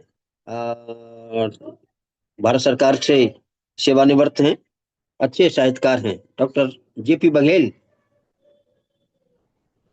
सुन पा रहे हैं? चलिए अब असम की ओर चलते हैं। श्री ललित शर्मा जी हैं, पत्रकार हैं, वरिष्ठ पत्रकार, डिब्रूगढ़ असम में। सर मैं जुड़ गया हूँ। हाँ बोले, आप बोलिएगा, बघेल जी बोले। अच्छा भार्गव साहब बोलिए। डॉक्टर अशोक कुमार भार्गव जी बोल रहे मैं समय की मर्यादा का पालन करते हुए सकारात्मक चिंतन के इस बहुआयामी मंच से जुड़े हुए सभी विद्वत जनों को सादर नमन और प्रणाम करता हूँ। आदरणीय अध्यक्ष हरि सिंह पाल जी को बहुत बहुत धन्यवाद देता हूँ, मुझे आपने यहाँ आहूत किया और बात रखने के लिए मौका दिया। मुझे सबसे ज्यादा पीड़ा तब होती है जब डॉक्टर अंबेडकर को जातीय कोष्टकों में बांधकर मात्र दलितों का मसीहा कहा जाता है। वास्तव में डॉक्टर अंबेडकर का समग्र चिंतन मानवीय कल्याण का चिंतन है, जिसे हम जातीय कोष्टकों में बंद कर उनके व्यक्तित्व के साथ अन्याय करते हैं। सामाजिक क्रांति के महानायक डॉक्टर अंबेडकर का जो जीवन है वो संघर्षों का महाकाव्य है, जिसने इंसानियत को सही अर्थों में समझा और मानवीय गरिमा के इतिहास को गौरवान्वित किया। महाचेता डॉक्टर अंबेडकर ने निष्प्राण सामाजिक जीवन को जड़ मूल से उखाड़कर लोकतांत्रिक आधार पर पुनर्गठित करते हुए यह संकल्प लिया कि मैं अछूत हूं या पाप है। लोग अछूतों को पशुओं से भी गया बीता समझते हैं। और भी उन्होंने आगे बात कही, मूल बात उन्होंने ये कही कि ये बुराई तो मनुष्य ने पैदा की है और इसे समाप्त करके ही मैं दम लूंगा। डॉक्टर अंबेडकर ने कोलंबिया विश्वविद्यालय, बॉन विश्वविद्यालय, Gray's Inn London School of Economics जैसे विश्व विख्यात संस्थानों से गुणात्मक और दृष्टि से अत्यंत ही उत्कृष्ट लेखों के माध्यम से जो उपाधियां प्राप्त की, उतनी उपाधियां उस स्तर की आज तक कोई प्राप्त नहीं कर पाया। 9 से अधिक भाषाओं के वे जानकार थे। और प्रथम गोलमेज सम्मेलन में डॉक्टर अंबेडकर ने दृढ़ता के साथ दलितोत्थान के प्रति अंग्रेज राज की उदासीनता को रेखांकित करते हुए दलितों के आत्मसम्मान और उनके मानवाधिकारों का पक्ष समर्थन जिस बेबाकी के साथ किया, तब गांधी ने उन्हें उत्कृष्ट देशभक्त का सम्मान देना चाहा। तब उन्होंने ये कहा कि आप कहते हैं कि मेरा स्वदेश है, किंतु मैं फिर भी दोहराता हूं कि मैं स्वदेश से वंचित हूं। मैं इस देश को कैसे अपना देश और इस धर्म को अपना धर्म कह सकता हूं जिसमें हमारे साथ जानवरों से भी बदतर व्यवहार किया जाता है, जहां हमें पीने का पानी तक नहीं मिल पाता। कोई भी स्वाभिमानी अछूत इस देश पर गर्व नहीं कर सकता। डॉक्टर अंबेडकर का योगदान मात्र संविधान के मुख्य शिल्पकार के रूप में ही नहीं था, वरन इसके साथ साथ उन्होंने पूरे देश में रोजगार कार्यालयों की श्रृंखला स्थापित की, reserve bank of India, Bharat निर्वाचन आयोग, और इसके साथ साथ जो बड़ी बड़ी जल पन बिजली परियोजनाएं हैं उनके लिए काम किया। मजदूरों के सुरक्षा के लिए सामाजिक सुरक्षा हेतु अनेक प्रावधान किए। महिलाओं के सशक्तिकरण का उनका जो योगदान है वो अद्वितीय है, लेकिन उनके साथ आज तक न्याय नहीं हो पाया है। केवल उनके कुछ पक्षों को लेकर ही बहुत ज्यादा चर्चा होती है। समग्र रूप में यदि धन्यवाद। हम बस कुछ मैं और अंतिम लोगों को भी अपनी सुनना बात चाहते हैं। कहूंगा सर, अंतिम अपनी बात कहूंगा कि रजनीश ने एक बार कहा था कि किसी को खारिज करने का सबसे आसान तरीका है उसे महान बना दीजिए, उसे अवतार करा दे दीजिए, बस उसकी प्रतिमा का पूजन शुरू हो जाएगा, उस पर विचार होना बंद हो जाएगा। संभवतः डॉक्टर अंबेडकर के साथ आज यही हो रहा है, क्योंकि हम अपने राष्ट्र नायकों पर विचार नहीं श्रद्धा पर करना जानते हैं। और ये विडंबना है कि उन्हें आज महज दलितों के मसीहा के रूप में हम स्थापित कर रहे हैं। उनका अवदान समूचे राष्ट्र के लिए है और भारत रत्न से सम्मानित डॉक्टर अंबेडकर की संवेदना का पात्र वह प्रत्येक व्यक्ति है जो शोषित है, पीड़ित है, पददलित है, तिरस्कृत है। वो आज भी समता मूलक समाज की स्थापना के अधूरे कार्य की पूर्णता की प्रतीक्षा में है। और डॉक्टर अंबेडकर आज भी प्रासंगिक है, कल भी प्रासंगिक रहेंगे और सदियों तक प्रासंगिक रहेंगे, और तब तक प्रासंगिक रहेंगे जब तक इस धरा पर किसी भी व्यक्ति के साथ भेदभाव, उसके मानवाधिकारों का हनन और उसका शोषण होता रहेगा, तब तक डॉक्टर अंबेडकर की जो प्रासंगिकता है वो चिरस्थायी बनी रहेगी। मैं बहुत बहुत धन्यवाद देता हूं। धन्यवाद डॉक्टर भार्गव। डॉक्टर भार्गव मध्य प्रदेश शासन में वरिष्ठ आईएएस अधिकारी रहे, सचिव के रूप में सेवा दे चुके हैं आप। और अब मैं डिब्रूगढ़ चलता हूं। डिब्रूगढ़ में ललित शर्मा जी हैं, बड़े पुराने पत्रकार हैं और हिंदी का वहां पर बहुत बड़ा काम कर रहे हैं। ललित शर्मा जी उपस्थित हैं? चलिए, ललित शर्मा जी जब तक आएंगे, हमारे पुराने साथी श्री अरुण कुमार पासवान जी अपनी बात रखेंगे। पासवान जी, आप उपस्थित हैं? जी नमस्कार। जी जी, करिए। डॉक्टर साहब, आपका बहुत बहुत आभार, और आभार उदय मन्ना जी का। आपका वीडियो सर नहीं आ रहा है। हेलो जी, हेलो। वीडियो ऑन कर लीजिए, वीडियो ऑन कर लीजिए। और आप हाँ अरुण कुमार पासवान जी, अगर आप अनुमति जी। देंगे तो आपकी कविता का पाठ हम आज कर देंगे, अंबेडकर पे जो कविता अवतरण दिवस लिखा है आप। जी, ठीक है। धन्यवाद। वीडियो आया क्या? बिल्कुल बिल्कुल। वीडियो आ गया ना? जी जी जी जी, हाँ धन्यवाद। कहा जाता है कि इस सृष्टि की रचना ब्रह्मा जी ने की है। ये एक मिथक है, इसकी सत्यता असत्यता पर हम बात नहीं करेंगे, लेकिन एक इतिहास है और ठोस प्रमाण के साथ इतिहास है, संवैधानिक प्रमाण के साथ इतिहास है कि स्वतंत्र भारत की रचना डॉक्टर अंबेडकर जी ने की। उन्होंने जो इसका स्वरूप तय किया, यहाँ के लोकतंत्र को जो दिशा उन्होंने दी, ये एक इतिहास है और इसलिए मैं इसे उनकी रचना कहता हूँ। उन्होंने 3 चीजों पर बल दिया। वो 3 चीज शिक्षा, संगठन और संघर्ष। और शिक्षा उसके मूल में है, क्योंकि बगैर शिक्षा के ना तो आप संगठन करने का तरीका जान सकते हैं, ना ही आप संघर्ष किसे कहते हैं और संघर्ष किस लिए होना चाहिए, किस तरह से होना चाहिए, ये भी नहीं आप समझ सकते हैं। इसके अलावा जो मूल रूप से उन्होंने अपनी दृष्टि दौड़ाई, तो उन्होंने देखा कि सामाजिक और राजनीतिक रूप से व्यवस्था के द्वारा दलितों को उपेक्षित किया गया है, नारियों को उपेक्षित किया गया है और मजदूरों का शोषण हो रहा है। इन तीनों के उद्धार के लिए उन्होंने काम किए और समाज का कोई ऐसा वर्ग नहीं है जिनके लिए इन्होंने काम नहीं किया, जिनके हित के लिए, जिनके कल्याण के लिए इन्होंने सोचा। तो इतनी ही बात कहूंगा क्योंकि समय कम है। अभी आप चाहते हैं कि मैं अभी पढ़ दूं? सर, मुझे अनुमति दें, आपके कविता का पाठ मैं हाँ, करूं। आप पढ़ दें, बहुत अच्छी जी बात। जी, जी क्योंकि जी, आकाशवाणी में आपके साथ बिल्कुल हम लोगों ने काफी बिल्कुल काम बिल्कुल किया है। बिल्कुल बिल्कुल, और ये और चूंकि भी हम अच्छा लोग रहेगा। जी जी ब्रॉडकास्ट कर रहे हैं, एंकर रहे जी हैं, जी जी जी जी तो मुझे बड़ी खुशी होगी आपने अनुमति दी है। जी जी। अरुण पासवान जी की ये कविता है। एएसडी के रूप में आकाशवाणी से रिटायर किए आप। अंबेडकर जयंती पर ही आपने शायद आज ही कविता लिखी है, जी क्योंकि कविता के अंत में डेट भी लिखा हुआ है।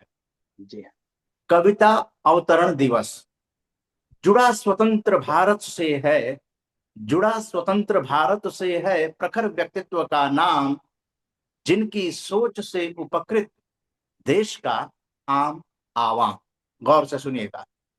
शिक्षित हो, संगठित हो, संघर्ष करो का दिया मंत्र, उपेक्षित पीड़ितों को भी कहा तुम भी हो स्वतंत्र। ऐसा गढ़ा एक संविधान जिसमें है सर्व कल्याण, शोषण न हो किसी का, ऐसा है उसमें प्रावधान। संघर्षों का वह उदाहरण, ज्ञानी जन करें अनुसरण। मानवता के संरक्षण हेतु हुआ जिनका अवतरण।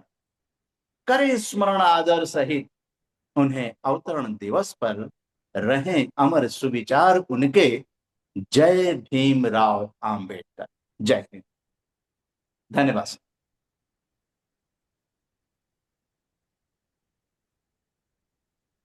जी डॉक्टर हरि सिंह पाल जी। तमिलनाडु चेन्नई से हैं श्रीदेवी, आर श्रीदेवी। 1 मिनट मिलेगा सिर्फ। श्रीदेवी आप बोले। श्रीदेवी उपस्थित हैं? श्रीदेवी उपस्थित नहीं है तो ललित शर्मा जी आप आगे हैं, आप बोले। नमस्ते सर। नमस्ते, बोलिए जी, बोले। यहाँ उपस्थित सभी विद्वज्जनों को मेरा सादर नमन। आज हम सब लोग मिलकर अम्बेडकर, बाबा साहब अम्बेडकर की जयंती मनाए। अम्बेडकर जी ने छुआछूत तक को दूर नहीं किया, नारी सशक्तिकरण के लिए भी बहुत सारे काम किए और शिक्षा प्रचार प्रसार के लिए भी उन्होंने अपना जीवन त्याग दिया। संविधान निर्माता के रूप में ना देखते हुए एक अच्छे मनुष्य के रूप में भी हम उन्हें देख सकते हैं। तो उन्होंने बार बार एक ही बात दोहराया था, एक महान आदमी एक प्रतिष्ठित आदमी से इस तरह से अलग होता है कि वह समाज का नौकर बनने को तैयार रहता है। अंत में मैं इतना ही कहना चाहूंगी, बाबा साहब का जीवन हम सबके लिए प्रेरणा है। बाबा साहब का जीवन हम सबके लिए प्रेरणा है, जिन्होंने हमें आगे चलने के लिए कई ऐसे मार्ग खोले, कई ऐसे रास्ते दिखाए कि आज भी हम उस पर चलते हैं और उस पर अमल करते हैं। लेकिन मैं कहना चाहूंगी, जहां भी मैंने किसी वक्ता को मैंने सुना था कि छुआछूत आज भी उनके मतलब कुछ भी बट जस्ट पूजा करते हैं, कुछ नहीं है, याद रखते। लेकिन आज भी हमारे चेन्नई में जाति भेदभाव के आधार पर ना देखकर बाबा साहब अम्बेडकर की जयंती को हर्षोल्लास के साथ मनाया जाता है। अपने शब्दों को विराम देना चाहूंगी। धन्यवाद सर। धन्यवाद श्री देवी। ललित शर्मा जी आ गए हैं डिब्रूगढ़ असम से। सिर्फ 1 मिनट मिलेगा, सिर्फ 1 मिनट। हाँ जी बोले। आवाज।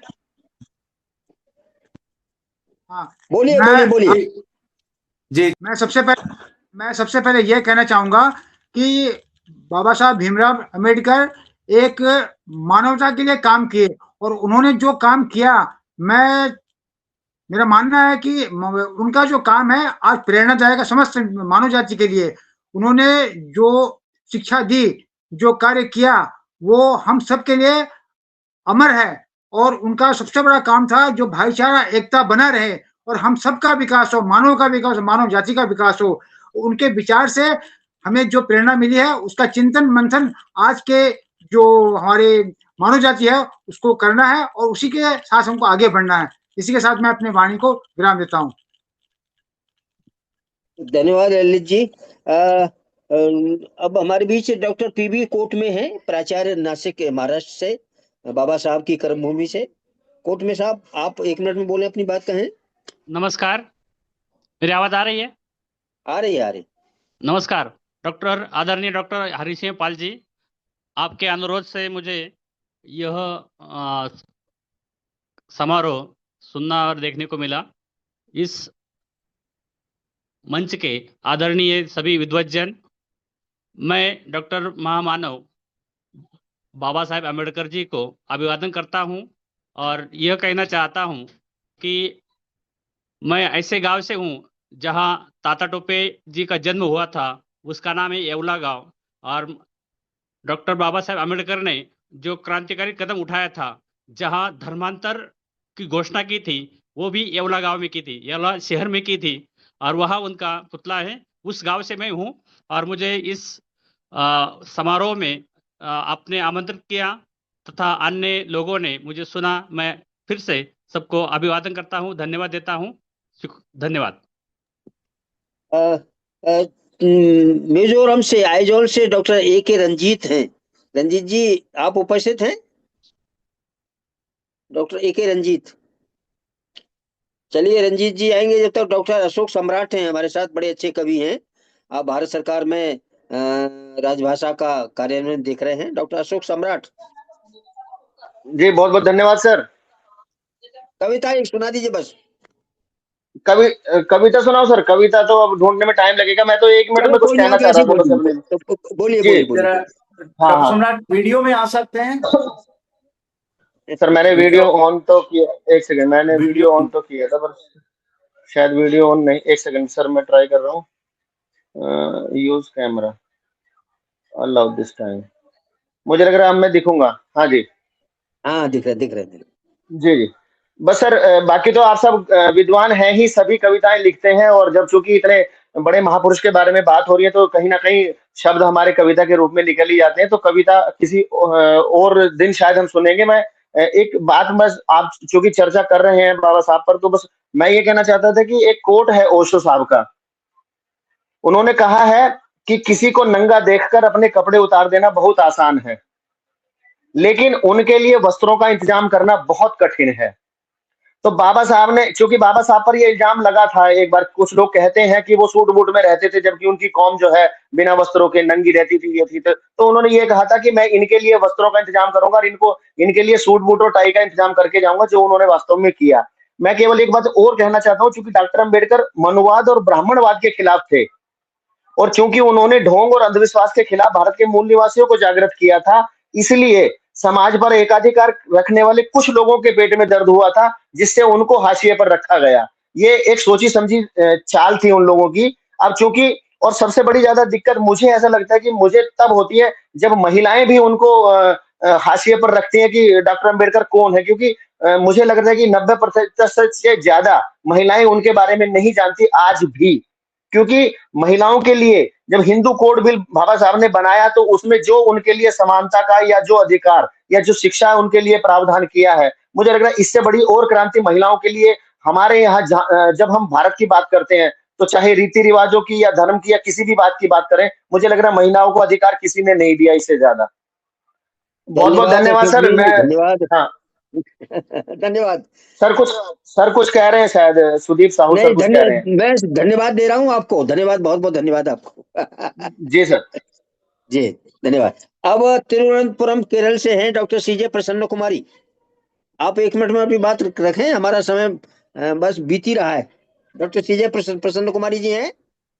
जी जी वीडियो ऑन कर लीजिए। जी मैं वीडियो हूँ ऑन कर लीजिए। वीडियो ऑन कर लीजिए। जी।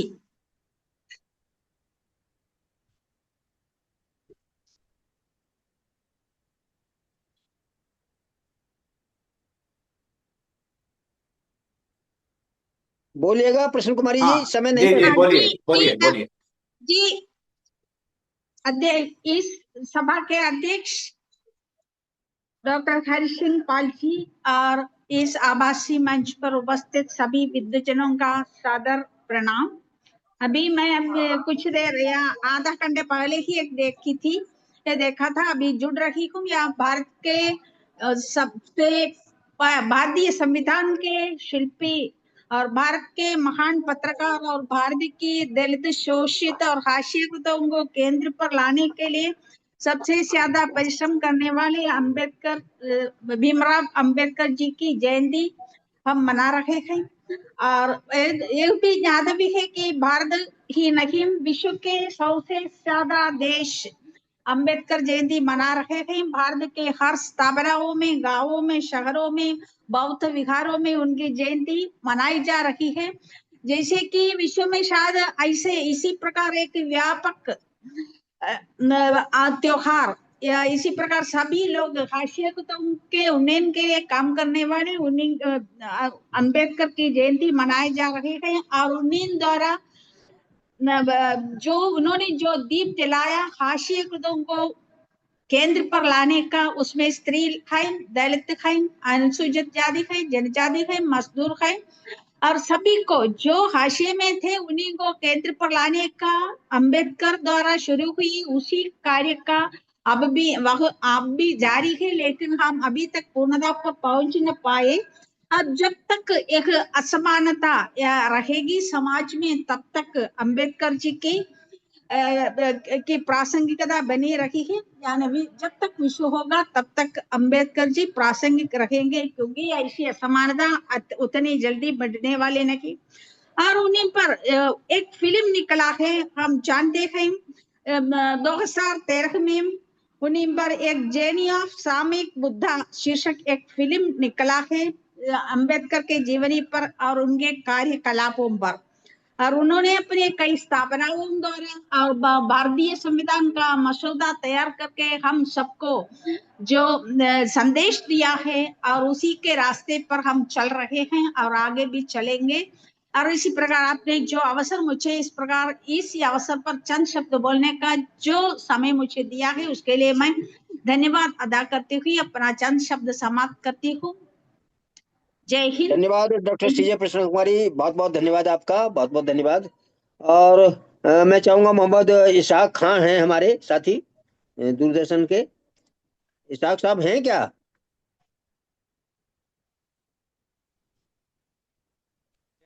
चलिए मन्ना जी अब आप संभालें, मेरा दायित्व पूरा हो गया। और इशाक खान जी हैं। आगे चलिए। संसद मार्ग पर मैं गया था, वहां एक समारोह में हिस्सा लेने का मौका मिला, लेकिन वहां पर सही बात है कि जैसे हमारे पूर्व प्रवक्ताओं ने बात की कि सिर्फ SC/ST सेल ही उनको मनाता है, तो इसी तरह के बोर्ड ज्यादातर मुझे देखने को मिले, उसमें किसी अनुभाग का किसी डिपार्टमेंट का पूरा स्टाफ का कोई दिखा नहीं मुझे उस तरीके से। तो ये विचारणीय बातें हैं और ये विचार करने लायक है और इन सब बातों को हमें गांव गांव तक पहुंचाने की जरूरत है आज, क्योंकि हम लोग शहर के जागरूक लोग जो हैं वो तो इस बात को मान रहे हैं, लेकिन अभी भी गांव में कुछ बातें बाकी हैं जिन पर विचार करने की आवश्यकता है। जय हिंद। वो इंटरव्यू दे रहा है। मन्ना जी आप संभालें, चलिए।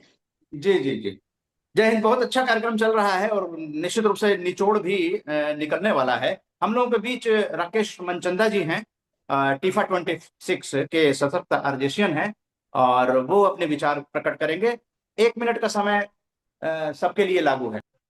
आपको बहुत बहुत धन्यवाद, आपने ये मौका दिया मुझे। आज 3 ओकेजन्स हैं, एक तो अंबेडकर जयंती है, दूसरा जो है उदय माना जी के फादर की पुण्यतिथि है और तीसरा जो है वो बसंत पंचमी है। और इन सब तीनों चीजों को अगर जोड़ा जाए तो इसके पीछे जो है या तो भारतीय संविधान है, लेकिन जब हम जन्मदिन या मरण दिन की बात करते हैं तो एक बात तय है कि हम जो है कुदरत की व्यवस्था यानी प्रकृति की व्यवस्था की बात करते हैं, जो प्रकृति ही तय करती है, हम तय नहीं कर सकते।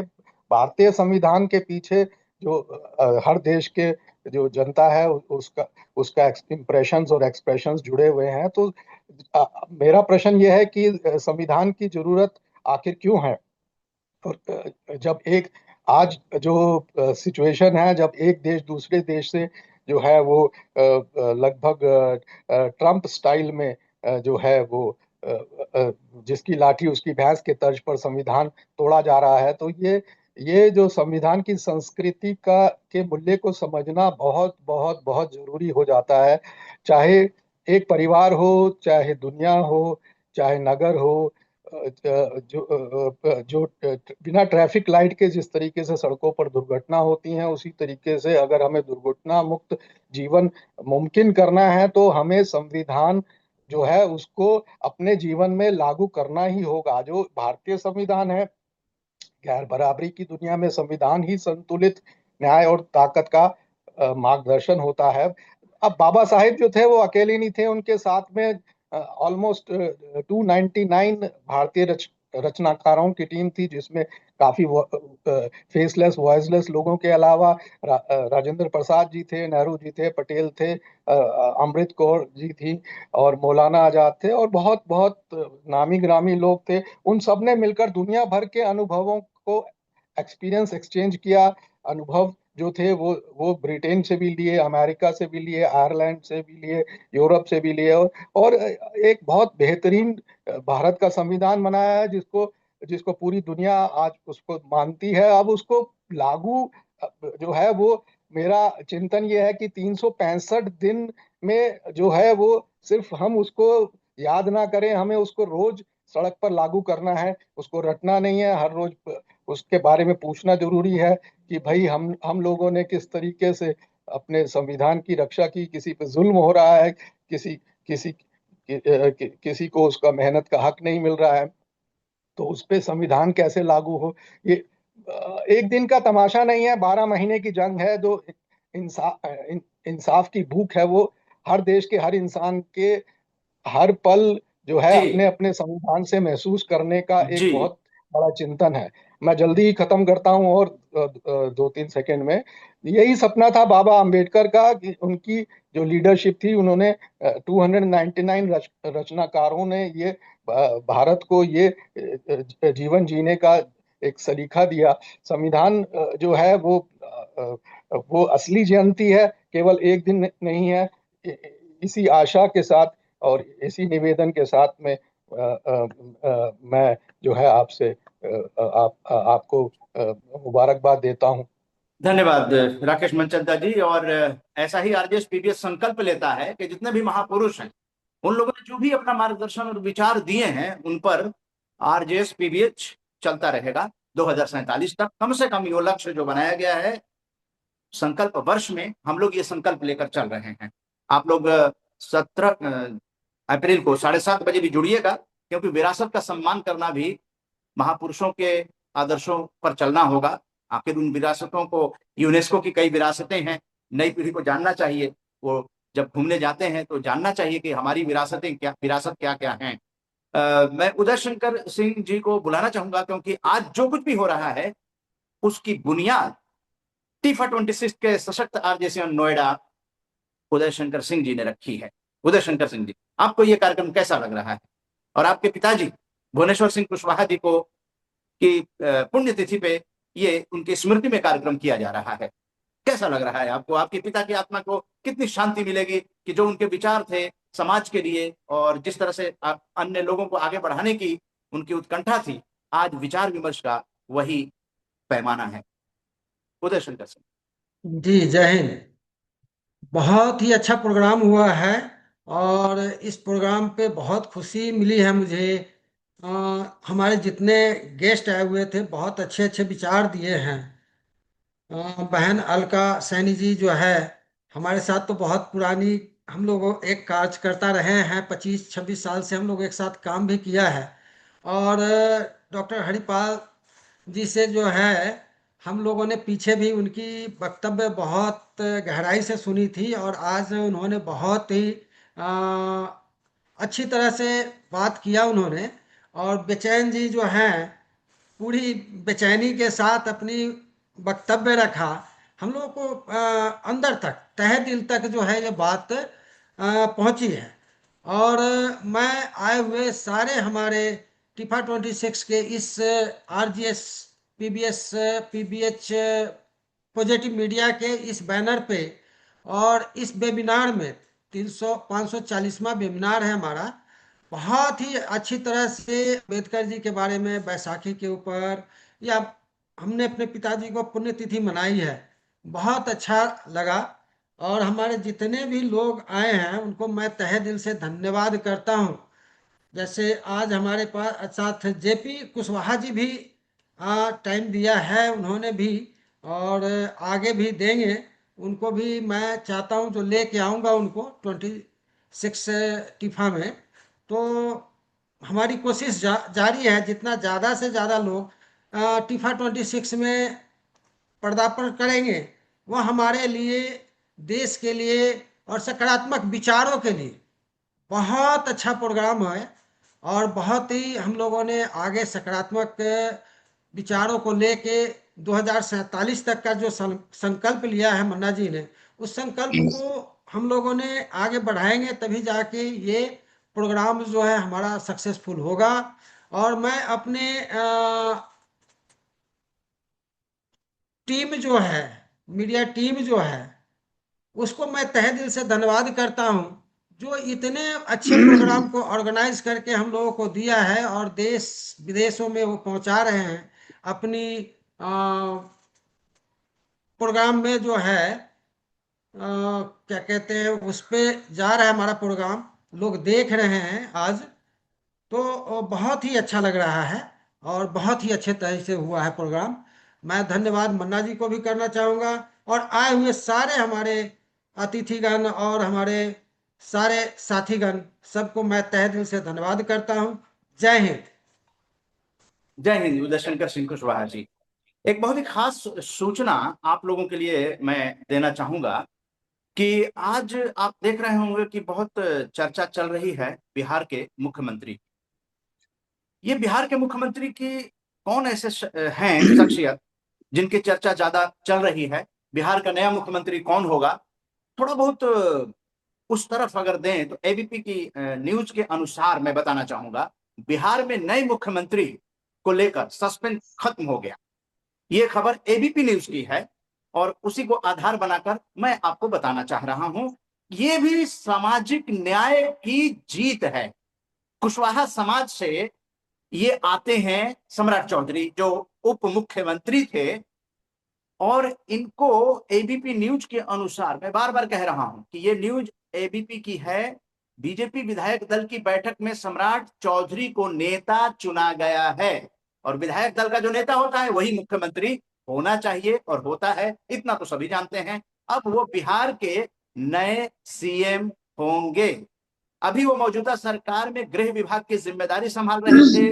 बिहार के निवर्तमान मुख्यमंत्री नीतीश कुमार ने मंगलवार को राज्यपाल को अपना इस्तीफा सौंपने के बाद राज्य के लोगों का आभार जताया और नई सरकार को पूरा सहयोग देने का भरोसा दिया। और आप ये तस्वीर जो देख रहे हैं हमारी टेक्निकल टीम ने शेयर किया है, अशोकपुरी कॉलोनी पटना में आरजेएस पीबीएच के कार्यक्रम में मुख्य अतिथि के रूप में सम्राट चौधरी आए थे जब वो पंचायती राज मंत्री थे।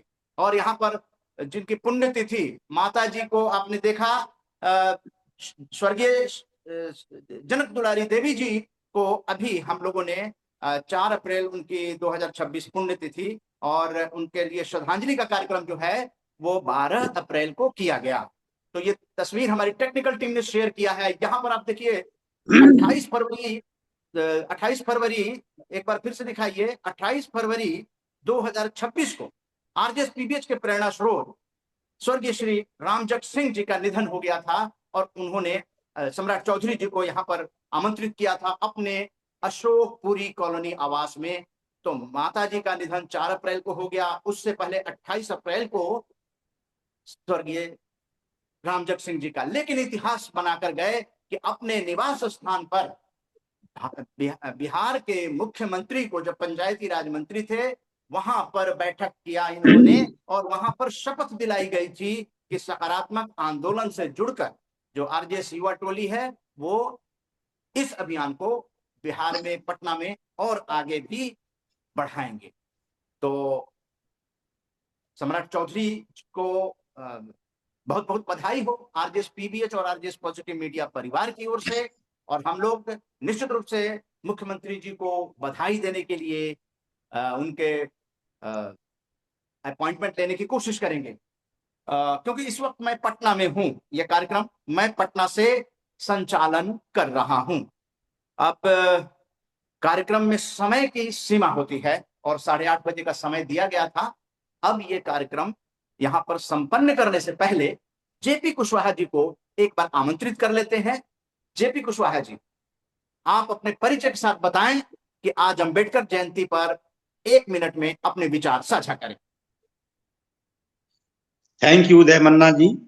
मेरा नाम जेपी कुशवाहा, मैं दिल्ली एनसीआर से हूं और मैं भारत सरकार में था, उद्योग मंत्रालय में औद्योगिक सलाहकार के पद पे। इससे ज्यादा परिचय नहीं। आज हम लोग इकट्ठा हुए हैं और इसको मना रहे हैं 3 चीजों की।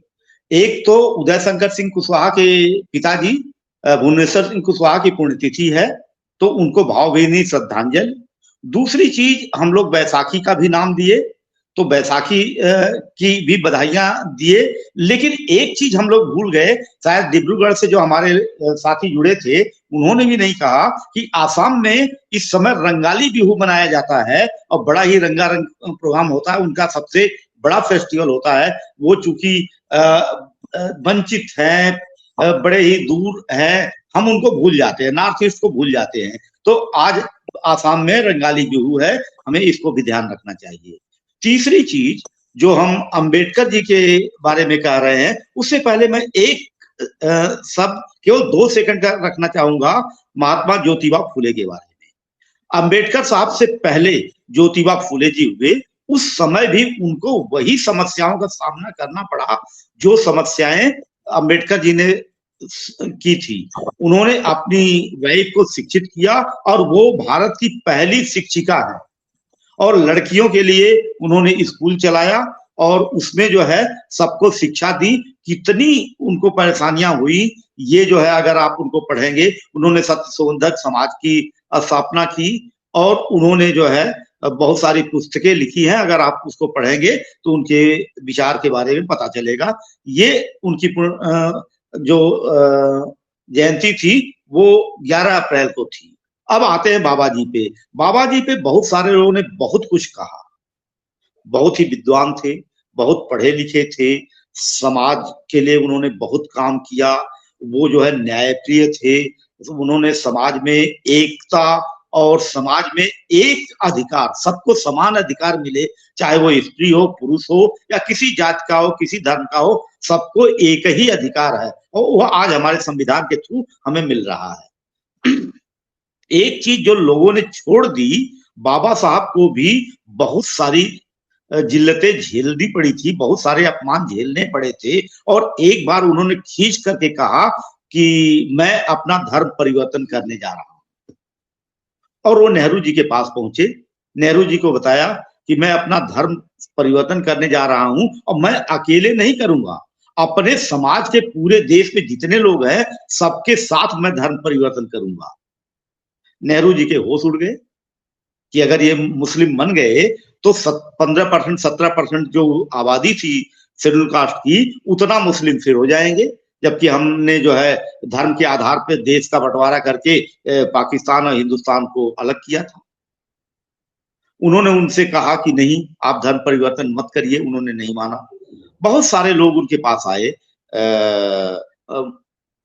मुस्लिम धर्म के भी लोग आए, जैन धर्म के आए, उनके पास सिख धर्म के आए, उनके पास जो है जितने भी धर्म थे, चाहे वो ईसाई धर्म के थे, सब लोगों ने उनको जो है पूरी अपने धर्म के बारे में बताया, अपने धर्म के बारे में बड़ी बड़ी बातें बताई, उनके सिद्धांत बताए और कहा कि आप हमारा धर्म ज्वाइन कर लीजिए।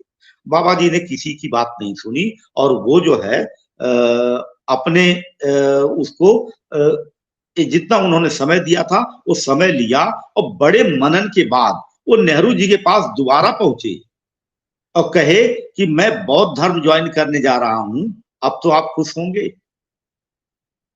और उन्होंने बौद्ध धर्म ज्वाइन किया और बौद्ध धर्म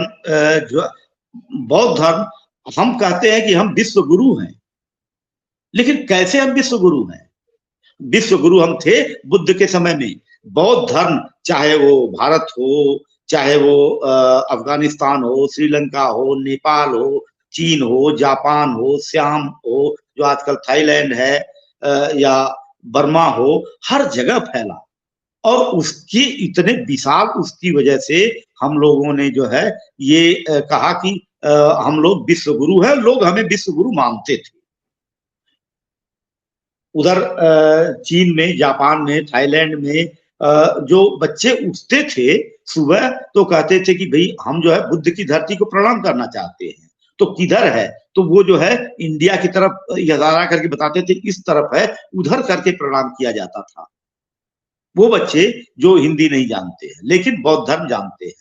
और आज की डेट में जब हमारे नेता कहीं भी जाते हैं विदेश में तो वो ये नहीं कहते हैं कि हम राम के देश से आए हैं, हम कृष्ण के देश से आए हैं, वो कहते हैं हम बुद्ध के देश से आए हैं। वो कहते हैं कि हमने देश को बुद्ध दिया है, युद्ध नहीं दिया है। और बाबा साहब अंबेडकर ने उस बौद्ध धर्म को जो मृत प्राय हो गया था, काफी कुछ प्राण फूकने की चेष्टा की थी बौद्ध धर्म स्वीकार करके और अपने समाज को भी ये करके। आज की डेट में काफी जागरूकता है बौद्ध धर्म के बारे में और बाबा साहब अंबेडकर के बारे में तो बहुत कुछ कहा गया। इसी के साथ मैं अपनी वाणी को विराम देना चाहता हूं। कभी और मिलेंगे तो हम लोग जो है बिल्कुल उस मिलेंगे, विषय पे बिल्कुल समसामयिक विषय पे आप बातें बिल्कुल करेंगे। विचार साझा कीजिए धन्यवाद। और इस मंच पर आइए क्योंकि ये मंच जो है लगातार कार्यक्रम करता है। जैसे उदय शंकर सिंह कुशवाहा जी ने आज को ऑर्गेनाइज किया अपने पिताजी की स्मृति में एक सुपुत्र की तरह। आप भी आइए, आप भी कीजिए, और हम लोग 1.5 घंटे का कार्यक्रम करते हैं, उनमें निश्चित रूप से कुछ न कुछ मन्ना निचोड़ जी, निकलता एक है। बार बहुत मैं अच्छी बात बताई पटेल आपने। नगर में आपकी मीटिंग फिजिकल जी हाँ, एक बार मैं पटेल नगर में आपकी मीटिंग फिजिकली अटेंड कर चुका हूँ, मुझे याद है और मैं राजेंद्र सिंह कई बार कुशवाहा जी, ऑनलाइन भी जुड़ा हूँ। राजेंद्र सिंह कुशवाहा जी ने किया था, मुझे जी याद है जेपी जी सिंह कुशवाहा जी जी। लेकिन जी ये इतना जान जी लीजिए कि वो जो गैप आ रहा है वो आपके लिए गैप आ रहा है, लेकिन आरजेसियंस के लिए गैप नहीं आ रहा है। इतना ध्यान रखिए, इसका एक इतिहास बन रहा है बिल्कुल मैं पॉजिटिव मानता मीडिया हूँ। में, और ये भारत के स्कूलों में पढ़ाया जाएगा। इसको आप नोट कर लीजिए। और इसमें जी हजारों हजार देश और विदेश के लोग जुड़ चुके हैं। तो आप इस गैप को खत्म कीजिए, और टेक्निकली आप लोग को साउंड करेंगे हम लोग, क्योंकि आपका चेहरा काला आ रहा है। उसकी वजह है कि आपके पीछे से लाइट आ रही है। हम लोग बराबर आरजेसियन को बोलते हैं कि आपके चेहरे पे लाइट आनी चाहिए। अभी जैसे सही हो गया, थोड़ा सा टेक्निकल है। और आइए, कार्यक्रम तो निश्चित रूप से तो ठीक है। संपन्न हो जाएगा, लेकिन ये बात करना भी बहुत जरूरी है कि बैसाखी का पर्व है जो ये भारत की संस्कृति की विरासत को प्रकाश देता है, किरण देता है, वो एक ऊर्जा देता है। कैसा मौसम जिसमें कि बैसाखी का पर्व मनाया जाता है, और ये फसल कटाई के जश्न और सिख धर्म में खालसा पंथ की स्थापना जो 1699 के उपलक्ष्य में मनाया जाता है, जो सौर नव वर्ष की शुरुआत का भी प्रतीक है। और पंजाब और हरियाणा में इस दिन विशेष लंगर, नगर कीर्तन और पारंपरिक नृत्य भांगड़ा गिद्धा का आयोजन होता है। तो हम लोग कल्चरली काफी रिच हैं, और विरासत दिवस पर हम लोग बहुत कुछ चर्चा करने जा रहे हैं। जेपी कुशवाहा जी और तमाम लोग जुड़े हुए हैं। 7:30 बजे जुड़िए आप। हम लोग 9 बजे तक चर्चा करेंगे विश्व विरासत दिवस पर कि भारत में किस किस तरह की विरासत है। और आपको जाकर वहां देखने में जो आनंद आएगा वो बोलने से नहीं होगा। उस आनंद को भी आप अपने जीवन में आनंद और उत्साह का वातावरण निर्माण करें। और इसके साथ साथ अंबेडकर ही नहीं, भारत में महापुरुषों की फहरिस्त इतनी लंबी है कि अगर विद्यार्थी पढ़ना शुरू करें तो आज के ही 14 अप्रैल की बात करें तो महान गणितज्ञ और खगोल शास्त्री आर्यभट्ट की जयंती 14 अप्रैल को मनाई जा रही है। यह दिन भारत के प्राचीन वैज्ञानिक ज्ञान को याद दिलाने और श्रद्धांजलि देने के लिए मनाया जाता है। वे आर्यभट्टीय के रचयिता और शून्य की संकल्पना देने वाले प्रमुख विद्वान थे। जब जीरो दिया मेरे भारत ने, दुनिया को तब गिनती आई। कहां कहां गर्व करेंगे आप, और आप अपने शहीदों को गर्व करेंगे। 13 अप्रैल जो बीता हुआ, 13 अप्रैल जलियांवाला बाग हुआ था। हमारे हजारों हजार भारतीयों ने अपने जान की कुर्बानी दी थी, सिर्फ इसलिए कि हम गुलामी बर्दाश्त नहीं है, हम अपनी जान दे देंगे। लेकिन और जनरल डायर का जो हाल हुआ वो इतिहास में अपने आप में नकारात्मक लोगों का इतिहास ऐसे ही खत्म हो जाता है, उसको हिकारत की नजर से देखा जाता है। इसलिए अपने जीवन में पॉजिटिविटी को अपनाइए, और ये पॉजिटिव ऊर्जा आपके जीवन को सफल बनाएगी। सकारात्मक जीवन अपनाने की जरूरत है, और इसके लिए आरजेएस जो है वो लगातार कार्यक्रमों के माध्यम से लोगों तक संदेश दे रहा है। गुरु गोविंद सिंह जी सिख धर्म के 10वें गुरु और महान योद्धा थे। बैसाखी के दिन ही उन्होंने खालसा पंथ की स्थापना की थी और 5 प्यारों का चुनाव किया था। यह दिन सिख धर्म के लोगों के लिए बेहद ही महत्वपूर्ण माना जाता है, और गुरु गोविंद सिंह जी के उपदेश आज भी लोगों के अंदर निडरता, समानता, सेवा और सर्वोच्च बलिदान की भावना को जगाते हैं। और कितनी बात करेंगे आप। अब 17 अप्रैल को मिलेंगे 7:30 बजे, और इसी तरह की गहन विचार विमर्श और कुछ निचोड़ निकालेंगे कि हमारे विरासत किस हाल में है और उनमें किस तरह से जीर्णोद्धार की जरूरत है। आप सभी विद्वान यहाँ पर जुड़े। उदय शंकर सिंह कुशवाहा जी इसी तरह से कार्यक्रम लेकर आए, उनके साथी सहयोगी इस मंच पर आए और अपना इतिहास खुद निर्माण करें। किसी और के भरोसे रहने की जरूरत नहीं है। ये मंच इतिहास निर्माण का, दस्तावेजीकरण का मंच जो है, 7वीं किताब में ये सारी चीजें आएंगी। तब तक के लिए 17 अप्रैल 7:30 बजे शाम को, तब तक के लिए उदय कुमार मन्ना, संस्थापक और आरजेएस पीबीएच का राष्ट्रीय कन्वेनर, अपने technical team, social media team और क्रिएटिव टीम को हार्दिक धन्यवाद देते हुए, इस तरह से आपका सहयोग, जो 1.5 घंटे का प्रोग्राम था वो लगभग 2 घंटे का होने जा रहा है, लेकिन आपका सहयोग बरकरार रहे, आपका अपना इतिहास बनेगा। यहां पर क्रिएटिव टीम की हेड आकांक्षा मन्ना को बहुत बहुत बधाई, क्योंकि यूजीसी नेट उन्होंने क्वालिफाई कर लिया है और वो एसोसिएट प्रोफेसर के लिए आगे बढ़ रही हैं। उनको बहुत बहुत शुभकामनाएं, जिंदगी में सफल हों वो। और 17 अप्रैल को इंतजार कीजिए, 7:30 बजे शाम को हम लोग मिलेंगे विश्व विरासत दिवस के दिन। पूर्व संध्या पर 18 अप्रैल को मनाया जाता है विश्व विरासत दिवस। जय हिंद, जय भारत। उदय शंकर सिंह कुशवाहा जी, आपका एक बार फिर से धन्यवाद। बहुत धन्यवाद आप सभी को, मन्ना भाई साहब को, उदय शंकर जी भाई, बहुत इंतजार रहेगा आपका। उपस्थित सभी वक्ताओं का बहुत बहुत धन्यवाद।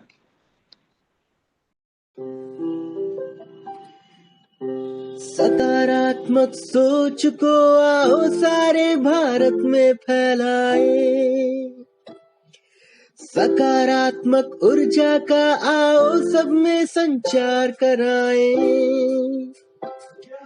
ऐसा ना हो कि हम अपनी जिम्मेदारी भूल न जाए, क्यों इंतजार करें हम किसी का, आओ एक मशाल जलाए।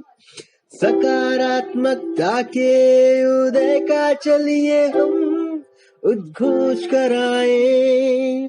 RJS जय हिंद के नारों से अपना देश जगाए, RJS वंदे मातरम से सारी सरकार जगाए।